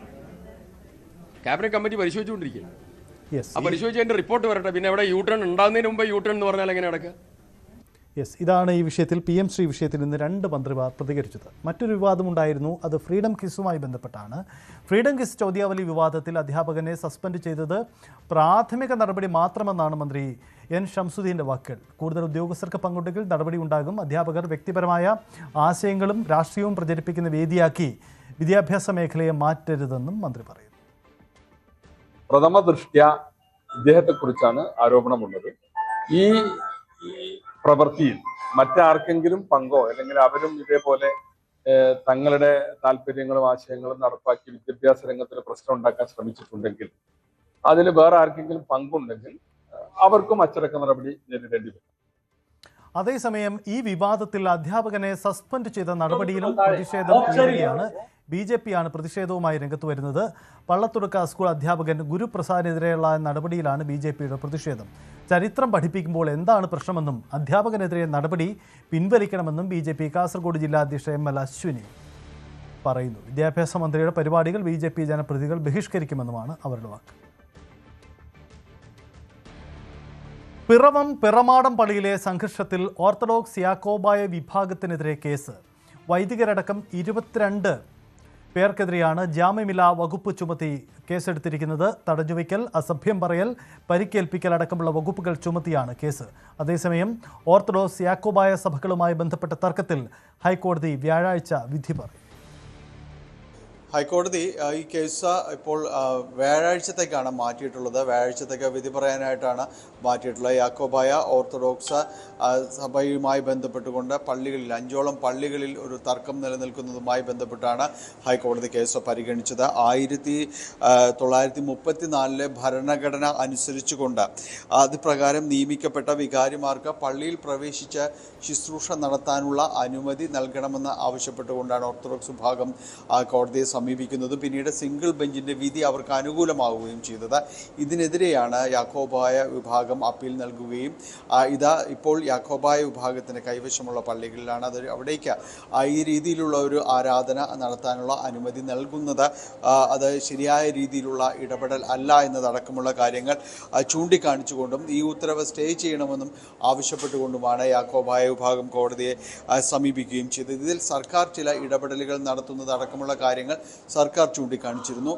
ക്രമസമാധാന വിഷയങ്ങളടക്കമുള്ള കാര്യങ്ങൾ ഉയരാനുള്ള സാധ്യത നിലനിൽക്കുന്നത് കൊണ്ട് തന്നെ ചില ഇടപെടലുകൾ സർക്കാർ നടത്തുന്നുണ്ട്. അത്തരം കാര്യങ്ങൾ കൂടി പരിഗണിച്ചുകൊണ്ട് മുന്നോട്ട് പോകണമെന്ന് സർക്കാരിൻ്റെ ഭാഗത്തു നിന്നുള്ള ഒരു അഭ്യർത്ഥന ഉണ്ടായിരുന്നു. അപ്പോൾ അതെല്ലാം ചേർത്ത് വെച്ചുകൊണ്ടാണ് കോടതി ഇത് പരിഗണിക്കുന്നത്, വ്യാഴാഴ്ചയിലേക്ക് മാറ്റുകയും ചെയ്തത്. ഇതിൽ ഈ പള്ളികൾ എന്ന് പറയുന്നത് പാലക്കാട് ജില്ലയിലെ മംഗലം, എരിക്കുംചിറ, ചെറുകുന്നം, അതോടൊപ്പം എറണാകുളം ജില്ലയിലെ ആട്ടിൻകുന്ന് കുരിശുപള്ളി, അതോടൊപ്പം തന്നെ മുഖത്തല പള്ളി എന്നിവയാണ് ഈ 5 പള്ളികളുടെ കാര്യങ്ങളാണ് ഇതിൽ നിലനിൽക്കുന്നത്. നേരത്തെ സുപ്രീം കോടതി തീരുമാനമെടുക്കാൻ ഹൈക്കോടതിയിലേക്ക് നിർദ്ദേശിച്ച 6 പള്ളികളുണ്ട്. അതല്ല ഇതിൽ വരുന്നത്. ഈ 5 പള്ളികളുടെ കാര്യങ്ങൾ മാത്രമാണ് ഇക്കാര്യങ്ങളിൽ നിലവിൽ വരുന്നത് എന്നതാണ് അറിയുന്നത്. ഒപ്പം തന്നെയും കഴിഞ്ഞ ദിവസങ്ങളിൽ ഈ പള്ളികളിലെ ഈ ആരാധനാക്രമവുമായി ബന്ധപ്പെട്ടുകൊണ്ട് അല്ലെങ്കിൽ ഈ കോടതി ഉത്തരവ് നടപ്പാക്കുക എന്നതടക്കമുള്ള കാര്യങ്ങളുമായി ബന്ധപ്പെട്ടുകൊണ്ട് തന്നെ പിറമാടം പള്ളിയിൽ സംഘർഷം നിലനിന്നിരുന്നു. ഇതിൽ യാക്കോബായ അതോടൊപ്പം ഓർത്തഡോക്സ് വിഭാഗത്തിലെ വൈദികരടക്കമുള്ളവർക്കെതിരെ 22 പേർക്കെതിരെ കേസ് എടുത്തിട്ടുണ്ട്. ഓർത്തഡോക്സ് പക്ഷം പള്ളിയിലേക്ക് വരികയും അത് തുടർന്ന് യാക്കോബായ വിഭാഗത്തിനെ തടുക്കുകയും ചെയ്തുവെന്നാണ് ആക്ഷേപം ഉയർന്നിരിക്കുന്നത്. അനുകൂല കോടതി ഉത്തരവുമായിട്ട് വന്ന ഓർത്തഡോക്സ് വിഭാഗക്കാരെ യാക്കോബായ വിഭാഗം തടഞ്ഞു എന്നതാണ് ആക്ഷേപം നിലനിൽക്കുന്നത്. ഇതിൽ യാക്കോബായ സ്വഭാവ വികാരി ഫാദർ ലാൽമോൻ പട്ടരുമഠം അതോടൊപ്പം തന്നെയാണ് ഓർത്തഡോക്സ് വൈദികൻ ഫാദർ എബിൻ എബ്രഹാം എന്നിവർ ഉൾപ്പെടെയുള്ളവർ ഈ പ്രതിപട്ടികയിലേക്ക് വന്നിട്ടുണ്ട്. തടഞ്ഞുവെക്കൽ, അസഭ്യം പറയൽ, പരിക്കേൽപ്പിക്കൽ അടക്കമുള്ള വകുപ്പുകൾ ചുമത്തിയാണ് ഇവർക്കെതിരെ കേസെടുക്കുകയും ചെയ്തിട്ടുള്ളത്. ഏതായാലും ഈ കോടതി നടപടികൾ അടക്കമുള്ള സാഹചര്യങ്ങൾ കടന്നു പോകുന്നതിനിടെ തന്നെയാണ് പ്രമാടം പള്ളിയിലും ഒരു സമാന സാഹചര്യത്തിൽ സംഘർഷം അടക്കമുള്ള കാര്യങ്ങൾ ഉണ്ടാവുകയും ചെയ്തിട്ടുള്ളത്. ഏതായാലും ഹൈക്കോടതിയുടെ പരിഗണനയുള്ള കേസിൽ വ്യാഴാഴ്ചയാണ് വിധി പറയാനായിട്ട് നിശ്ചയിച്ചിട്ടുള്ളത്. അനുമതിയില്ലാതെ പെരിയാർ കടുവ സങ്കേതത്തിനുള്ളിൽ ഡ്രോൺ പറത്തി തമിഴ്നാട് സംഘം. കഴിഞ്ഞ ദിവസം മുല്ലപ്പെരിയാർ ഡാമിന്റെ ഷട്ടർ ഉയർത്തിയപ്പോഴായിരുന്നു ഈ സംഭവം. ദൃശ്യങ്ങൾ പെരിയകുളം MLAയുടെ ഇൻസ്റ്റാഗ്രാം പേജിൽ പോസ്റ്റ് ചെയ്യുകയായിരുന്നു. അതീവ പ്രാധാന്യമുള്ള വനഭൂമിയിൽ ഡ്രോൺ പറത്തിയതിൽ അന്വേഷണം ആരംഭിച്ചു കഴിഞ്ഞു. കാർഷിക ആവശ്യങ്ങൾക്കായി കഴിഞ്ഞ ദിവസം മുല്ലപ്പെരിയാറിന്റെ ഷട്ടർ തമിഴ്നാട് ഉയർത്തിയിരുന്നു. ഷട്ടർ ഉയർത്തുന്നതിനോടനുബന്ധിച്ച് തമിഴ്നാട്ടിലെ ജനപ്രതിനിധികളുടെ സാന്നിധ്യത്തിൽ പ്രത്യേക പൂജകളും നടത്തിയിരുന്നു. ഈ സംഘത്തിനൊപ്പം എത്തിയിരുന്നവരാണ് പെരിയാർ കടുവാ സങ്കേതത്തിന്റെ ദൃശ്യങ്ങൾ ഡ്രോൺ ഉപയോഗിച്ച് പകർത്തിയത്. പെരിയകുളം MLAയുടെ ഇൻസ്റ്റഗ്രാം പേജിൽ ദൃശ്യങ്ങൾ പോസ്റ്റ് ചെയ്യുകയും ചെയ്തു. സംരക്ഷിത വനമേഖലയായ പെരിയാർ കടുവാ സങ്കേതത്തിന്റെ ദൃശ്യങ്ങൾ പകർത്താൻ അനുമതിയില്ല. വനം വകുപ്പിൽ നിന്നോ പോലീസിൽ നിന്നോ അനുമതി നേടാതെയാണ് ദൃശ്യങ്ങൾ പകർത്തിയത്. കേരളത്തിന്റെ അധീനതയിലുള്ള അതീവ പ്രാധാന്യമുള്ള വനഭൂമിയിൽ അനുമതിയില്ലാതെ ദൃശ്യങ്ങൾ പകർത്തിയതിൽ തുടർ നടപടി ഉണ്ടാകുമോ എന്നാണ് ചോദ്യമുയരുന്നത്. ന്യൂസ് 18 ഇടുക്കി. മലപ്പുറം പൊന്നാനി നിർദ്ദിഷ്ട കപ്പൽ നിർമ്മാണ പദ്ധതിയെ ചൊല്ലി വിവാദമുയരുകയാണ്. പദ്ധതിക്കെതിരെ പൊന്നാനി MLA KP നൌഷാദ് അലിയും പദ്ധതി വിശദീകരിച്ചും MLAയെ വിമർശിച്ചും CPN ജില്ലാ നേതൃത്വവും രംഗത്ത് വന്നു. പൊന്നാനി കേന്ദ്രീകരിച്ച് ഒരു കപ്പൽ നിർമ്മാണശാല എന്നത് കഴിഞ്ഞ സർക്കാരിന്റെ കാലം മുതലുള്ള ശ്രമമാണ്. 2026 മെയ് 18 ഇതുമായി ബന്ധപ്പെട്ട മാരിടൈം ബോർഡും ട്രാവൻകൂർ പ്രിസിഷൻ കമ്പോണൻസ് ഹൈദരാബാദ് എന്ന കമ്പനിയുമായി ഒരു എഗ്രിമെന്റ് ഒപ്പുവെക്കുകയും തുടർ നടപടികൾക്ക് മുന്നോട്ട് പോകാനുള്ള ആലോചന എടുക്കുകയും ചെയ്തു. എന്നാൽ ഈ നീക്കത്തെ എതിർത്തുകൊണ്ട് പൊന്നാനി MLA KP നൌഷാദ് അലി രംഗത്തെത്തി. ഇതിനെതിരെ നൌഷാദ് അലിയുടെ നിലപാടിനെതിരെ CPM ജില്ലാ കമ്മിറ്റിയാണ്, ജില്ലാ സെക്രട്ടറിയാണ് ആദ്യം രംഗത്തെത്തിയത്. അദ്ദേഹം CPM ജില്ലാ സെക്രട്ടറിയുടെ പ്രധാനപ്പെട്ട ആരോപണം പൊന്നാനിയുടെ വികസനത്തിന് MLAക്ക് താല്പര്യമില്ല എന്നുള്ളതാണ്. തനിക്ക് വ്യക്തിപരമായ നേട്ടമില്ലാത്ത ഒന്നിനും MLA തയ്യാറാകുന്നില്ല എന്നുള്ള ഗുരുതരമായ ആരോപണമൊക്കെയാണ് അദ്ദേഹം ഉന്നയിച്ചത്. ഈ ഒരു പദ്ധതി അത് വലിയ ഒരു പ്രൊജക്റ്റായിട്ടാണ് കൊണ്ടുവരുന്നത്. 2500 പേർക്ക് തൊഴിൽ കിട്ടും, കോടിക്കണക്കിന് രൂപയുടെ ഇൻവെസ്റ്റ്മെൻ്റ് ഉണ്ടാകും. ആ ഒരു മേഖലയുടെ വികസനത്തിനും കുതിപ്പിനുമൊക്കെ അത് വലിയ സഹായകമാകും. സർക്കാരുമായി ഒരു സ്വകാര്യ കമ്പനി PPP മോഡലിലാണ് ഈ ഒരു പദ്ധതി വിഭാവനം ചെയ്യുന്നത്. അതുകൊണ്ട് ആ ഒരു മേഖലയ്ക്ക് വലിയ കുതിച്ചുചാട്ടം ഉണ്ടാകുമെന്നൊക്കെയാണ് ഇടതുപക്ഷം അവകാശപ്പെടുന്നത്. അതിന് എതിരെ സംസാരിച്ച KP നൌഷാദ് അലിക്കെതിരെ വലിയ വിമർശനവും CPM ജില്ലാ സെക്രട്ടറി ഉന്നയിച്ചു. ഈ പദ്ധതിയെ തീർത്തും ഒഴിവാക്കുന്നതിന് വേണ്ടി അങ്ങനെ ഒരു പദ്ധതിയെ ഇല്ല എന്നുള്ള രൂപത്തിൽ തള്ളിക്കളഞ്ഞുകൊണ്ടുള്ള ഒരു സമീപനമാണ് ഇപ്പോൾ പരസ്യപ്പെടുത്തി മുന്നോട്ട് പോയിക്കൊണ്ടിരിക്കുന്നത്. എന്നാൽ ഈ സംഭവത്തിൽ കുറെ കൂടി കടന്ന വിമർശനമാണ് KP നൌഷാദ് അലി പിന്നീട് ഉന്നയിച്ചത്. അദ്ദേഹം പറയുന്നത് എന്താണ് ജില്ലാ കമ്മിറ്റിക്ക് ഇതിൽ ഇത്ര താല്പര്യം എന്നുള്ളതാണ്. ഇത്തരത്തിൽ ഒരു പദ്ധതിയിൽ കുറേ ദുരൂഹതകളാണ് നിലനിൽക്കുന്നത്. ആ 29 ഏക്കറിലധികം ഭൂമി ഇത്രയും ഒരു പദ്ധതിക്ക് വേണ്ടി നൽകേണ്ട ആവശ്യമില്ല. അതൊരു കപ്പൽ നിർമ്മാണശാലയല്ല, ഒരു വെസൽ നിർമ്മാണശാല മാത്രമാണ്. ഒരു ചെറിയ ബോട്ടുകളും മറ്റും നിർമ്മിക്കുന്ന ഒരു കമ്പനി മാത്രമാണ്. അതിന് ഇത്രയും അധികം ഭൂമി നൽകേണ്ട ആവശ്യമില്ല. മാത്രമല്ല പദ്ധതിയിൽ ഒരുപാട് ദുരൂഹതകളുണ്ട്, ചില സംശയങ്ങൾ ബാക്കിയുണ്ട്. അതുകൊണ്ട് തന്നെ അതിൽ പ്രധാനമായി അദ്ദേഹം എടുത്തു പറയുന്നത് ഈ ഒരു പുതിയ സർക്കാർ അധികാരമേൽക്കുന്ന അന്നാണ് ഈ മാരിടൈം ബോർഡ് പുനഃസംഘടിപ്പിച്ചതെന്ന് തന്നെ ദുരൂഹത ഉണർത്തുന്ന ഒരു കാര്യമാണ്. അതുകൊണ്ട് തന്നെ ഇക്കാര്യത്തിൽ സർക്കാരിന് 2 ചിന്തകളുണ്ടെന്ന് അദ്ദേഹം തുറന്നു പറഞ്ഞു. മാത്രമല്ല ഇടതുപക്ഷത്തിന് എന്തിനാണ് ഇതിൽ ഇത്ര താല്പര്യമെന്നും അവർക്കെന്തെങ്കിലും നേടാനുണ്ടോ അല്ലെങ്കിൽ എന്തെങ്കിലും മറച്ചു വെക്കാനുണ്ടോ എന്ന ചോദ്യവുമാണ് KP നൌഷാദ് അലി ഉന്നയിക്കുന്നത്. വിവിധങ്ങളായ തലത്തിലുള്ള ഒരു തുറമുഖ വികസനം നടക്കേണ്ട ഒരു ഇടമാണത്. ആ മുഴുവൻ വികസനവും നടക്കേണ്ട കണ്ണായ ഭൂമി ഇത്തരത്തിലൊരു വെസൽ നിർമ്മാണ സ്വകാര്യ കമ്പനിക്ക് തീരെഴുതാൻ വേണ്ടി കഴിഞ്ഞ ഇടതുപക്ഷ സർക്കാർ തീരുമാനിച്ചതാണ്. ഈ സർക്കാരിൻ്റെ കാലത്ത് മുന്നോട്ട് കൊണ്ടുപോകാനുള്ള ചില ശ്രമങ്ങൾ അവർ നടത്തി. അതൊരു സ്വകാര്യ ടീം വെസൽ നിർമ്മാണവുമായിട്ട് മുന്നോട്ട് വരുന്നതിലും എതിരല്ല. പക്ഷെ അങ്ങനെ വരുന്നവർക്ക് നാളുകളിൽ സമ്പൂർണ്ണ വികസനത്തിനുതകേണ്ട മുഴുവൻ ഭൂമിയും വിട്ടുകൊടുത്തുകൊണ്ട് അത് ചെയ്യുമ്പോൾ ആ പൊന്നാനി എന്ന് പറയുന്ന ചരിത്രപരമായ ആയിരക്കണക്കിന് വർഷങ്ങളുടെ അല്ലെങ്കിൽ 1000-ലധികം വർഷങ്ങളുടെ മാരിടൈം ഹിസ്റ്ററിയുള്ള ഒരു പ്രദേശത്തിൻ്റെ എല്ലാ വികസനവും അടഞ്ഞു പോകുന്നതിനെയാണ്. എന്നാണെങ്കിലും ഈ ഒരു പദ്ധതിയെക്കുറിച്ച് സർക്കാരിന് വലിയ താല്പര്യമില്ല എന്ന കാര്യം വ്യക്തമായ സ്ഥിതിക്ക് ഈ എന്താകും പൊന്നാനിയിൽ ഉണ്ടാകുമെന്ന ചോദ്യമാണ് ഉയരുന്നത്. മുൻപ് പൊന്നാനിയിലെ ഒരു തുറമുഖം ഇത് സ്വകാര്യ പങ്കാളിത്തത്തോടെ ഒരു തുറമുഖത്തിനുള്ള പദ്ധതി കൊണ്ടുവന്നിരുന്നു. പക്ഷേ പല കാരണങ്ങളാൽ അത് പിന്നീട് നടക്കാൻ സാധിക്കാതെ പോവുകയായിരുന്നു. വീണ്ടും ഒരു തുറമുഖത്തിൻ്റെ സാധ്യത പൊന്നാനി നിലനിൽക്കുന്നുണ്ട്. ആ ഒരു സാഹചര്യത്തിൽ ഇത്തരത്തിലൊരു വെസൽ നിർമ്മാണശാല വരികയാണെങ്കിൽ ആ ഭൂമി മുഴുവൻ അതിന് കൊടുക്കുകയാണെങ്കിൽ ഈ പോർട്ട് എന്ന സങ്കല്പത്തിൽ നിന്ന് ഒരുപക്ഷെ പിന്നോട്ട് പോകേണ്ടി വരും. അങ്ങനെ വലിയ എന്തെങ്കിലും പദ്ധതികൾ പൊന്നാനിയിൽ വരാനുള്ളത് കൊണ്ടാണോ MLA ഇതിനെ എതിർക്കുന്നതെന്ന ചോദ്യമാണ് ഉയരുന്നത്.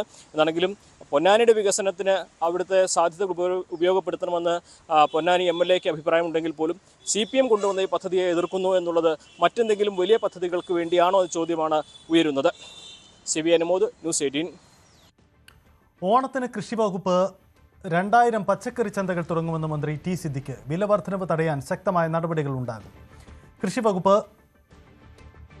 10.50 കോടി വിപണി ഇടപെടലിന് മാറ്റിവെച്ചിട്ടുണ്ടെന്നും മന്ത്രി പറയുന്നു.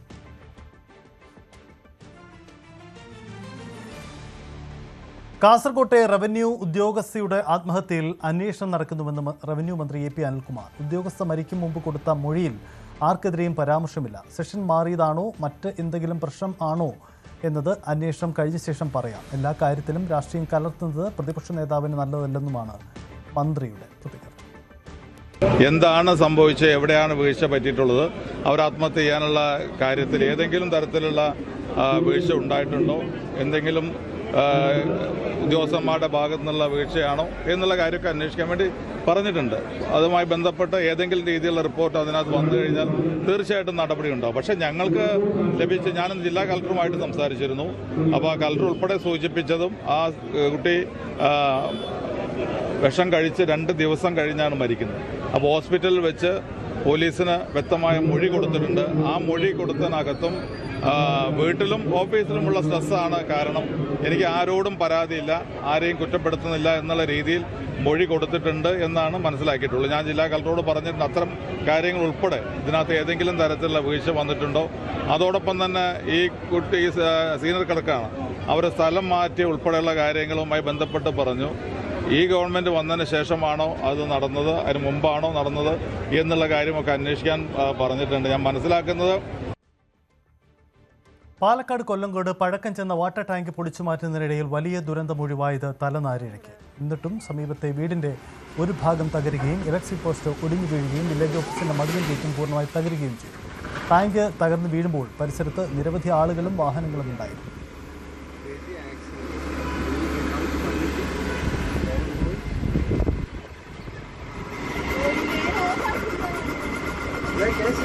ടാങ്ക് പൊളിച്ചപ്പോൾ സുരക്ഷാ മാനദണ്ഡങ്ങൾ പാലിച്ചില്ലെന്ന് K. പ്രേമൻ MLAയും ആരോപിച്ചു.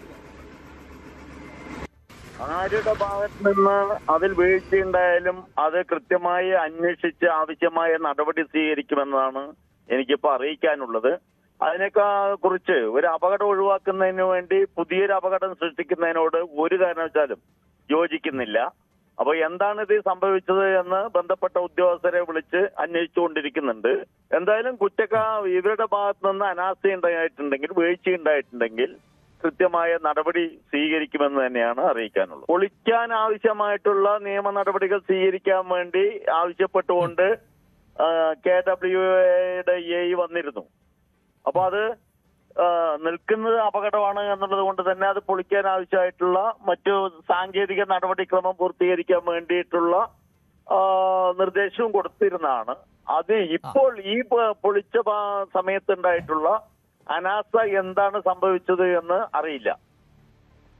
ബംഗളൂരുവിൽ 3 വയസ്സുകാരന് നേരെ തെരുവ് നായയുടെ ആക്രമണം. യലഹങ്കയിലെ സാദാഹള്ളിയിലാണ് സംഭവം. അംഗൻവാടിയിൽ നിന്നും മടങ്ങിയ കുട്ടിക്ക് നേരെയാണ് 5 നായ്ക്കൾ പാഞ്ഞെടുത്തത്.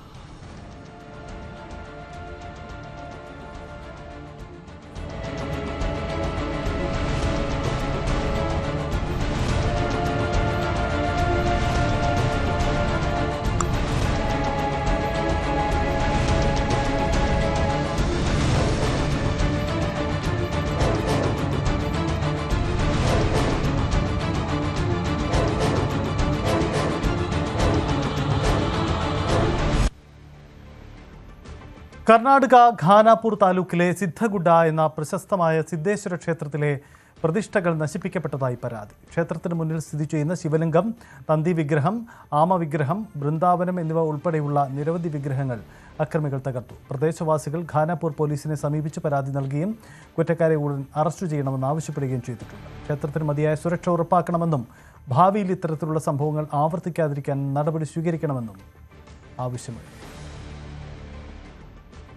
കണ്ണൂരിൽ അർജുൻ ആയങ്കിയുടെ വീട്ടിൽ പോലീസ് റെയ്ഡ്. കപ്പക്കടവിലെ വീട്ടിലാണ് പരിശോധന നടക്കുന്നത്. കണ്ണൂർ സൈബർ ക്രൈം പോലീസാണ് പരിശോധന നടത്തുന്നത്. സുമേഷ് മൊറാഴ് ചേരുന്നു. സുമേഷ്, എന്താണ് പോലീസിന്റെ നീക്കം? പരിശോധനയുടെ വിശദാംശങ്ങൾ. സജിത്ത്, അല്പസമയം മുമ്പാണ് അർജുൻ ആയങ്കിയുടെ കണ്ണൂർ അഴീക്കോട് കപ്പക്കടവിലെ വീട്ടിൽ പോലീസ് പരിശോധനയ്ക്ക് എത്തിയത്. കണ്ണൂർ സൈബർ ക്രൈം പോലീസ് CIയുടെ ഉൾപ്പെടെയുള്ള പോലീസ് ഉദ്യോഗസ്ഥരാണ് ഈ പരിശോധനയിൽ പങ്കെടുക്കുന്നത്. ഏതായാലും അമ്മ മാത്രമാണ് ഈ വീട്ടിൽ ഉള്ളത് എന്നാണ് മനസ്സിലാക്കുന്നത്. ഈ വനിതാ പോലീസ് ഉൾപ്പെടെയുള്ള പോലീസ് ഉദ്യോഗസ്ഥർ ഈ പരിശോധനയുടെ ഭാഗമായി അവിടെ എത്തിയിട്ടുണ്ട്. വാതിൽ അടച്ചുകൊണ്ടുള്ള ഒരു പരിശോധനയാണ് നടക്കുന്നത്.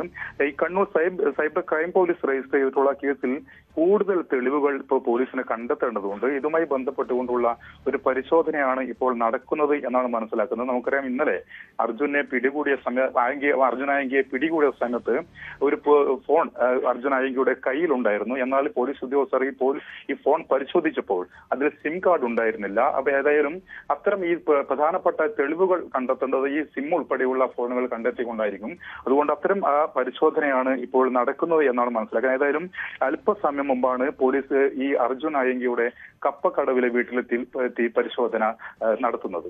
സജിത്ത്, അർജുൻ ആയങ്കിയുടെ വീട്ടിൽ പോലീസിന്റെ റെയ്ഡ് നടക്കുകയാണ്. കൂടുതൽ തെളിവുകൾ ശേഖരിക്കുന്നതിന്റെ ഭാഗമായിട്ടാണ് ഇപ്പോഴത്തെ ഈ നീക്കം.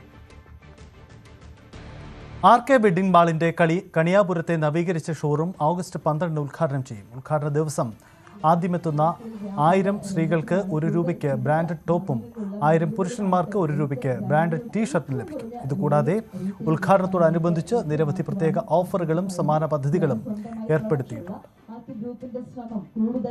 നമുക്ക് ഈ വരുന്ന ഓഗസ്റ്റ് 12-ാം തീയതി രാവിലെ 10 മണിക്കാണ് നമ്മൾ കണിയാപുരം ഷോറൂം നവീകരിച്ചതിന്റെ ഭാഗമായെന്ന് പറയുമ്പോൾ തന്നെ നമുക്ക് വലിയ വിശാലമായ രീതിയിൽ നമുക്കിപ്പോ ഒരു ഗ്രാമമൊന്നുമില്ല, ഒരു സിറ്റി ഒന്നുമില്ല. അപ്പോൾ നമ്മൾ ആ ഒരു സിറ്റിയിൽ ഉണ്ടാവുന്ന ഒരു വലിയൊരു ഫെസിലിറ്റി തന്നെയാണ് ഇപ്പൊ കണിയാപുരത്ത് നമ്മൾ ആഗ്രഹിച്ച് അതിന്റെ വർക്ക് നടത്തി അത് 12-ാം തീയതി തന്നെ നമുക്ക് ഓപ്പൺ ചെയ്യാൻ വേണ്ടി അറിയിക്കാൻ കൂടിയാണ് മെയിനായിട്ട് ഞാനിപ്പോ വന്നിരിക്കുന്നത് തന്നെ. ഇപ്പം മാർക്കറ്റിൽ ഇറങ്ങുന്ന, അതായത് ഏറ്റവും പുതിയത് ഇറങ്ങുന്നത് മുംബൈയിലാണ്. അപ്പൊ അവിടെ നിന്ന് തന്നെ ഏറ്റവും ബോളിവുഡ് സ്റ്റൈൽ ഐറ്റംസ് ഒക്കെ നമ്മൾ കൊണ്ടുവരികയും എല്ലാ RK വെഡിംഗ് മാളിന്റെ ഷോറൂമിൽ നമ്മളത് പ്രസന്റ് ചെയ്യുകയും ചെയ്യും. പ്രമുഖ UAE ജ്വല്ലറി ബ്രാൻഡായ നിഷ്ക മൊമെന്റ്സ് ജ്വല്ലറി ഇന്ത്യൻ വിപണിയിലേക്ക് പ്രവർത്തനം വ്യാപിപ്പിക്കുന്നു. ഇന്ത്യയിലെ ആദ്യ ഷോറൂം ഓഗസ്റ്റ് 29-ന് കോഴിക്കോട് മാവൂർ റോഡിൽ പ്രവർത്തനം ആരംഭിക്കും. ചലച്ചിത്ര താരം തമന്ന ഭാട്ടിയ ഷോറൂം ഉദ്ഘാടനം ചെയ്യും. വയനാട്ടിൽ ആരംഭിച്ച് ആഗോളതലത്തിലേക്ക് വളർന്ന മൊറിക്കാപ്പ് ഗ്രൂപ്പിന്റെ ഭാഗമായ നിഷ്ക പ്രീമിയം ഡിസൈനുകളിലും സർട്ടിഫൈഡ് ഗുണനിലവാരത്തിലും അധിഷ്ഠിതമായ അന്താരാഷ്ട്ര നിലവാരത്തിലുള്ള ജ്വല്ലറി ഷോപ്പിംഗ് അനുഭവമാണ് ഉപഭോക്താക്കൾക്കായി ഒരുക്കിയിരിക്കുന്നത്. കോഴിക്കോടിന് പുറമെ തലശ്ശേരി, ബംഗളൂരു എന്നിവിടങ്ങളിലേക്കും സാന്നിധ്യം വ്യാപിപ്പിക്കാൻ പദ്ധതിയുണ്ടെന്ന് മാനേജ്മെന്റ് പ്രതിനിധികൾ അറിയിച്ചു. ലോകത്തെ ഏറ്റവും വലിയ സിൽക്ക് സാരി ഷോറൂം ശൃംഖലയായ കല്യാൺ സിൽക്സിന്റെ 38ാമത് ഷോറൂം ആലപ്പുഴയിൽ പ്രവർത്തനം ആരംഭിച്ചു. ഷോറൂമിന്റെ ഉദ്ഘാടനം കേന്ദ്ര സഹമന്ത്രി സുരേഷ് ഗോപി നിർവഹിച്ചു. ഇതോടെ സംസ്ഥാനത്തെ 14 ജില്ലകളിലും ഷോറൂമുള്ള വസ്ത്ര വ്യാപാരശാല എന്ന നേട്ടവും കല്യാൺ സിൽക്സ് കൈവരിച്ചു.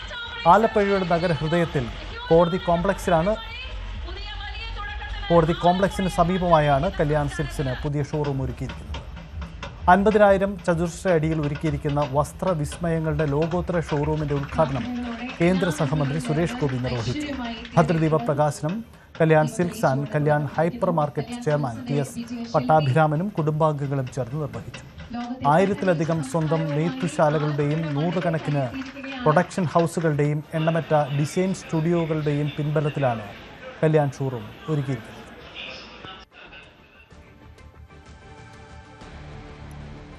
ഇനി സ്വർണം വെള്ളി നിരക്ക്. കവിത ഗോൾഡ് ആൻഡ് ഡയമണ്ട്സ് ഇന്നത്തെ സ്വർണം വെള്ളി നിരക്കുകൾ നിങ്ങൾക്കായി സമർപ്പിക്കുന്നത് Kavitha gold and diamonds, the versatile jewellery. സ്വർണം 22 ക്യാരറ്റ് ഗ്രാമിന് 13,930, പവന് 1,11,440. 18 ക്യാരറ്റ് ഗ്രാമിന് 11,445, പവന് 91,560. വെള്ളി ഗ്രാമിന് 245, കിലോഗ്രാമിന് 2,40,000. കവിത ഗോൾഡ് ആൻഡ് ഡയമണ്ട്സ് ഇന്നത്തെ സ്വർണം വെള്ളി നിരക്കുകൾ നിങ്ങൾക്കായി സമർപ്പിച്ചത് Kavitha gold and diamonds, the versatile jewellery. ഇനി മറ്റു വാർത്തകൾ ചുരുക്കത്തിൽ നോക്കാം. കേരള തമിഴ്നാട് അതിർത്തിയായ അട്ടപ്പാടി മുള്ളിയിൽ കാർ കൊക്കയിലേക്ക് മറിഞ്ഞ് 3 പേർ മരിച്ചു. നീലഗിരി സ്വദേശികളായ രാജ്കണ്ണനും ബേജനും രാധികയുമാണ് മരിച്ചത്. 500 അടി താഴ്ചയിലേക്കാണ് കാർ മറിഞ്ഞത്.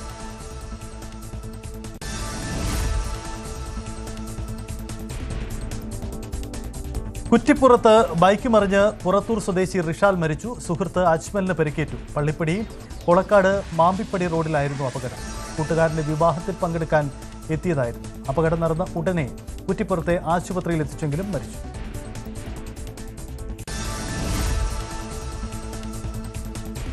തൃശൂർ വടക്കാഞ്ചേരിയിൽ എങ്കക്കാട് സ്വദേശി സൂരജിന് കുത്തേറ്റു. ഇന്നലെ രാത്രി 12 മണിയോടെയാണ് സംഭവം. ഗുരുതരമായ പരിക്കുകളോടെ തൃശൂർ മെഡിക്കൽ കോളേജ് ആശുപത്രിയിൽ പ്രവേശിപ്പിച്ചു.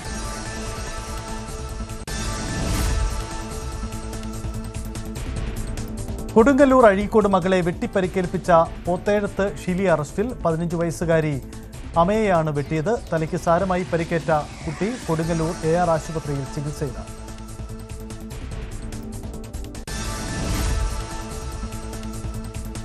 പാലക്കാട് വടക്കഞ്ചേരിയിൽ ജുവലറികളിൽ കവർച്ച നടത്താൻ ശ്രമിച്ച 3 പേർ പിടിയിൽ. പഴയന്നൂരിലും മോഷണത്തിന് പദ്ധതിയിട്ടു എന്നതാണ് മൊഴി. വടക്കഞ്ചേരിയിലെത്തിയത് പൊള്ളാച്ചിയിൽ മോഷണം നടത്തിയ ശേഷമാണ് 3 പേരെയും പൊള്ളാച്ചി പോലീസിന് കൈമാറി.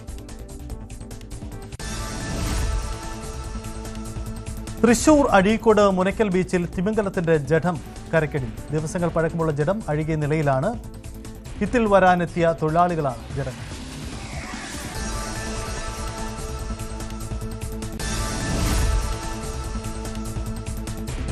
കൊയിലാണ്ടിയിൽ ലോറിയിൽ നിന്നും ഇറക്കുന്നതിനിടെ മാർബിൾ വീണ് തൊഴിലാളി വാകയാട് സ്വദേശി ഷിബി മരിച്ചു. ഗുരുതരമായി പരിക്കേറ്റ മന്നങ്കാവ് സ്വദേശി ഷെറിൻ ലാലിനെ കോഴിക്കോട് മെഡിക്കൽ കോളേജ് ആശുപത്രിയിൽ പ്രവേശിപ്പിച്ചു.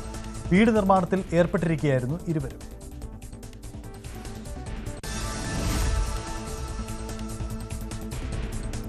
കുറ്റ്യാടി നിട്ടൂരിൽ മൊട്ടത്തറ സ്വദേശികളായ ഷോബിൻ, ബബിൻ, അശ്വിൻ എന്നിവർക്ക് പരിക്കേറ്റു. 10 സംഘത്തിന്റെ ആക്രമണം ഇന്നലെ രാത്രി 10-നാണ് ഉണ്ടായത്.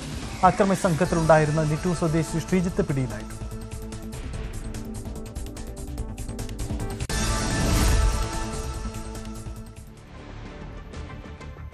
മഴക്കാലത്ത് കോട്ടയംകാർക്കിടയിൽ താരമായ ഒരു ആസാം സ്വദേശിയുണ്ട്. ഇൻസ്റ്റാഗ്രാമിൽ മഴക്കാല വിവരങ്ങൾ നൽകി വൈറലായ ഹൈബുർ റഹ്മാൻ. റീലുകൾ ജനങ്ങൾ ഏറ്റെടുത്തതോടെ ആരാധകരും കൂടിയിട്ടുണ്ട്. ഈ റിപ്പോർട്ടോടുകൂടി ബുള്ളറ്റിൻ പൂർണ്ണമാവും. ഇവിടെ വെള്ളമുണ്ട്, ഇറങ്ങിയില്ല. സുങ്കം ബൈരിശ്ശേരി ഓട്ടോ സ്റ്റാൻഡ് കുറച്ച് മുമ്പോട്ട് വരുമ്പം ഇവിടെ ഒത്തിരി പായലുണ്ട്. അപ്പോൾ ഇതാണ് ഹൈബുർ റഹ്മാൻ. ഒരുപക്ഷെ സാമൂഹിക മാധ്യമങ്ങളിലൂടെ ഒക്കെ കോട്ടയംകാർക്കും ഒക്കെ വളരെ പ്രിയപ്പെട്ട, കഴിഞ്ഞ വെള്ളപ്പൊക്കം തുടങ്ങിയതിൽ പിന്നെ വലിയ അപ്ഡേഷനാണ്. ഓരോ ദിവസത്തെയും രാവിലെയും ഉച്ചയ്ക്കും വൈകിട്ടും ഒക്കെയുള്ള അപ്ഡേഷൻ നടത്തിക്കൊണ്ടിരിക്കുകയാണ് ഹൈബുർ റഹ്മാൻ. നമുക്ക് ഹൈബുറിനോട് സംസാരിക്കാം. എന്താണ് ഇങ്ങനൊരു വീഡിയോ ഒക്കെ ചെയ്യാമെന്ന് തോന്നിയത്? വീഡിയോ ഞാൻ ഒരു യൂട്യൂബർ RS ബ്ലോഗ് യൂട്യൂബ് ചാനലുണ്ട്. അപ്പം ഞാൻ തുടങ്ങിയത് 4 വർഷമായി. പക്ഷേ ഞാൻ വീഡിയോ ഡെയിലി ഇടുമ്പം ഈ എന്നാ പറയുന്ന പേരൂർ ടു തള്ളകം ടു പേരൂർ വരുന്ന ഒരു വരിയുണ്ട്. ആ വരി പെട്ടെന്ന് വെള്ളം പൊങ്ങി വരുന്നു. അപ്പം ഞാൻ ഉദ്ദേശിച്ചു ആൾക്കാരുടെ ഉപകാരമാവും. അപ്പം തന്നെ വീഡിയോ പിടിച്ച് പോസ്റ്റ് ചെയ്തു. പിന്നെ കുറേ ചേട്ടന്മാരുണ്ടായിരുന്നു. അവിടെ ചോദിച്ചു ചേട്ടന്മാർ പറയുന്നു ഇവിടെ പെട്ടെന്ന് വെള്ളമായി. പിന്നെ ഞാൻ ചോദിച്ചു പേരറിയത്തില്ല. ഞാൻ ചോദിച്ചു ചേട്ടാ അതിൻ്റെ പേരെന്താ? ചേട്ടന്മാർ പറഞ്ഞു പായൽ. പിന്നെ കമ്പുടെ കപ്പ കമ്പു ഉണ്ട്. അപ്പം കമ്പു വന്നിട്ട് ഭയങ്കര പ്രഷറായിട്ട് വരുന്നു വെള്ളം. അപ്പം ഞാൻ ഉദ്ദേശിച്ചു നമ്മുടെ ആസാമിലെ എത്രയൊക്കെ വെള്ളപ്പൊക്കമായി. അപ്പോൾ വീഡിയോ ഇടുമ്പം എല്ലാവരും സാധനമൊക്കെ കേട്ടും നല്ല ഉപകാരമാവും. അതുകൊണ്ടാണ് ഞാൻ പോസ്റ്റ് ചെയ്തായിരുന്നു ആ വീഡിയോ വൈറലായി. എന്നിട്ട് ഒരുപാട് ആളുകൾക്ക് ഇഷ്ടമായി അല്ലേ? ഒരുപാട് ഒരു 200 എത്ര ആയിരം ആൾക്കാർ കണ്ടു വീഡിയോ. ഭയങ്കര ഹാപ്പിയായി. ഭയങ്കര സന്തോഷം. പക്ഷേ എല്ലാവരും നോക്കുന്നു. അപ്പം ഗായ്സ് നമ്മളുടെ വീഡിയോ എവിടെ വരെ പോയി പറയണം അല്ലേ? പിന്നെ ഞാൻ ചോദിക്കട്ടെ, അസമിലാണ് വീട് അല്ലേ? ആസാം. എൻ്റെ പേര് ഹൈബുർ റഹ്മാൻ, ആസാമി. എത്ര വർഷമായി കോട്ടയത്ത് വന്നിട്ട്? 11 വർഷം ആയി, 12 ആവും. മലയാളം എത്ര കാലമായിട്ട് പഠിച്ചു? മലയാളം ഒരു 7-8 വർഷം മുമ്പ് പഠിച്ചു. എന്തൊക്കെ ജോലിയാ ചെയ്യുന്നേ? ഞാൻ ജോലി ചെയ്യുന്ന ഹോം ക്ലീനിങ്, അകം പുറം ക്ലീനിങ് ജസ്റ്റ് ചെയ്ത് വന്നുള്ളൂ. പിന്നെ ഗാർഡൻ അങ്ങനെയൊക്കെ. ഇപ്പം പനി കൂടുതലായി. ഇപ്പം എല്ലാവരും ഫോൺ വിളിക്കുന്നു. ഇൻസ്റ്റാഗ്രാം കണ്ട് വിളിക്കാൻ തുടങ്ങി. അതുകൊണ്ട് ഞാൻ വേറെ 2 പണിക്കാരെ എടുത്തു എൻ്റെ കൂട്ടത്തിൽ. ഞാൻ ഒറ്റയ്ക്ക് പറ്റുന്നില്ല. അത് ശരി, ഇതുകൊണ്ട് വലിയ ഗുണമുണ്ടായി. അതെ. അപ്പം ആ 2 പേർക്ക് പുറത്ത് പുല്ല പറി, ഞാൻ അകത്തെ തുടക്കാൻ തൂത്താനും ഒക്കെ എങ്ങനെ ചെയ്യുക. അപ്പം നാട്ടിലപ്പോ ആരൊക്കെയാ ഉള്ളേ? നാട്ടിലെ അമ്മ പപ്പ ചെറുതുമ്പോ മരിച്ചു.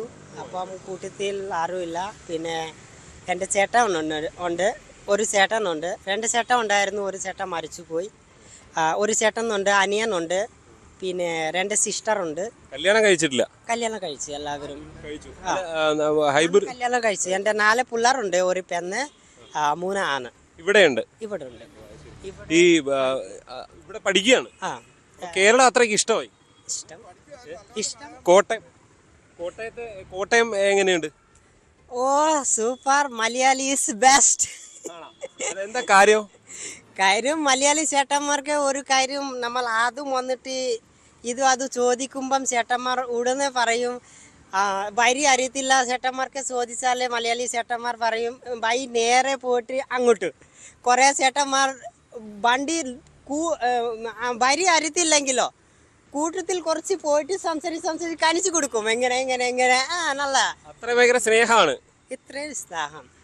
ഇനിയിപ്പോ എന്താ ആഗ്രഹം കേരളത്തിൽ? ഇത് ഒരുപാട് പേര് ഫാൻസ് ആയി മാറിക്കഴിഞ്ഞു. ഇനി ആഗ്രഹങ്ങളൊക്കെ ഉണ്ടോ? ആഗ്രഹം എല്ലാവരും എൻ്റെ channel RS blog YouTube channel monetise ആയില്ല, സബ്സ്ക്രൈബ് ആയുള്ളൂ. അപ്പം 4000 മണിക്കൂർ വാച്ച് ടൈം ആയാലേ ചാനൽ മോണിറ്റൈസ് ആവും.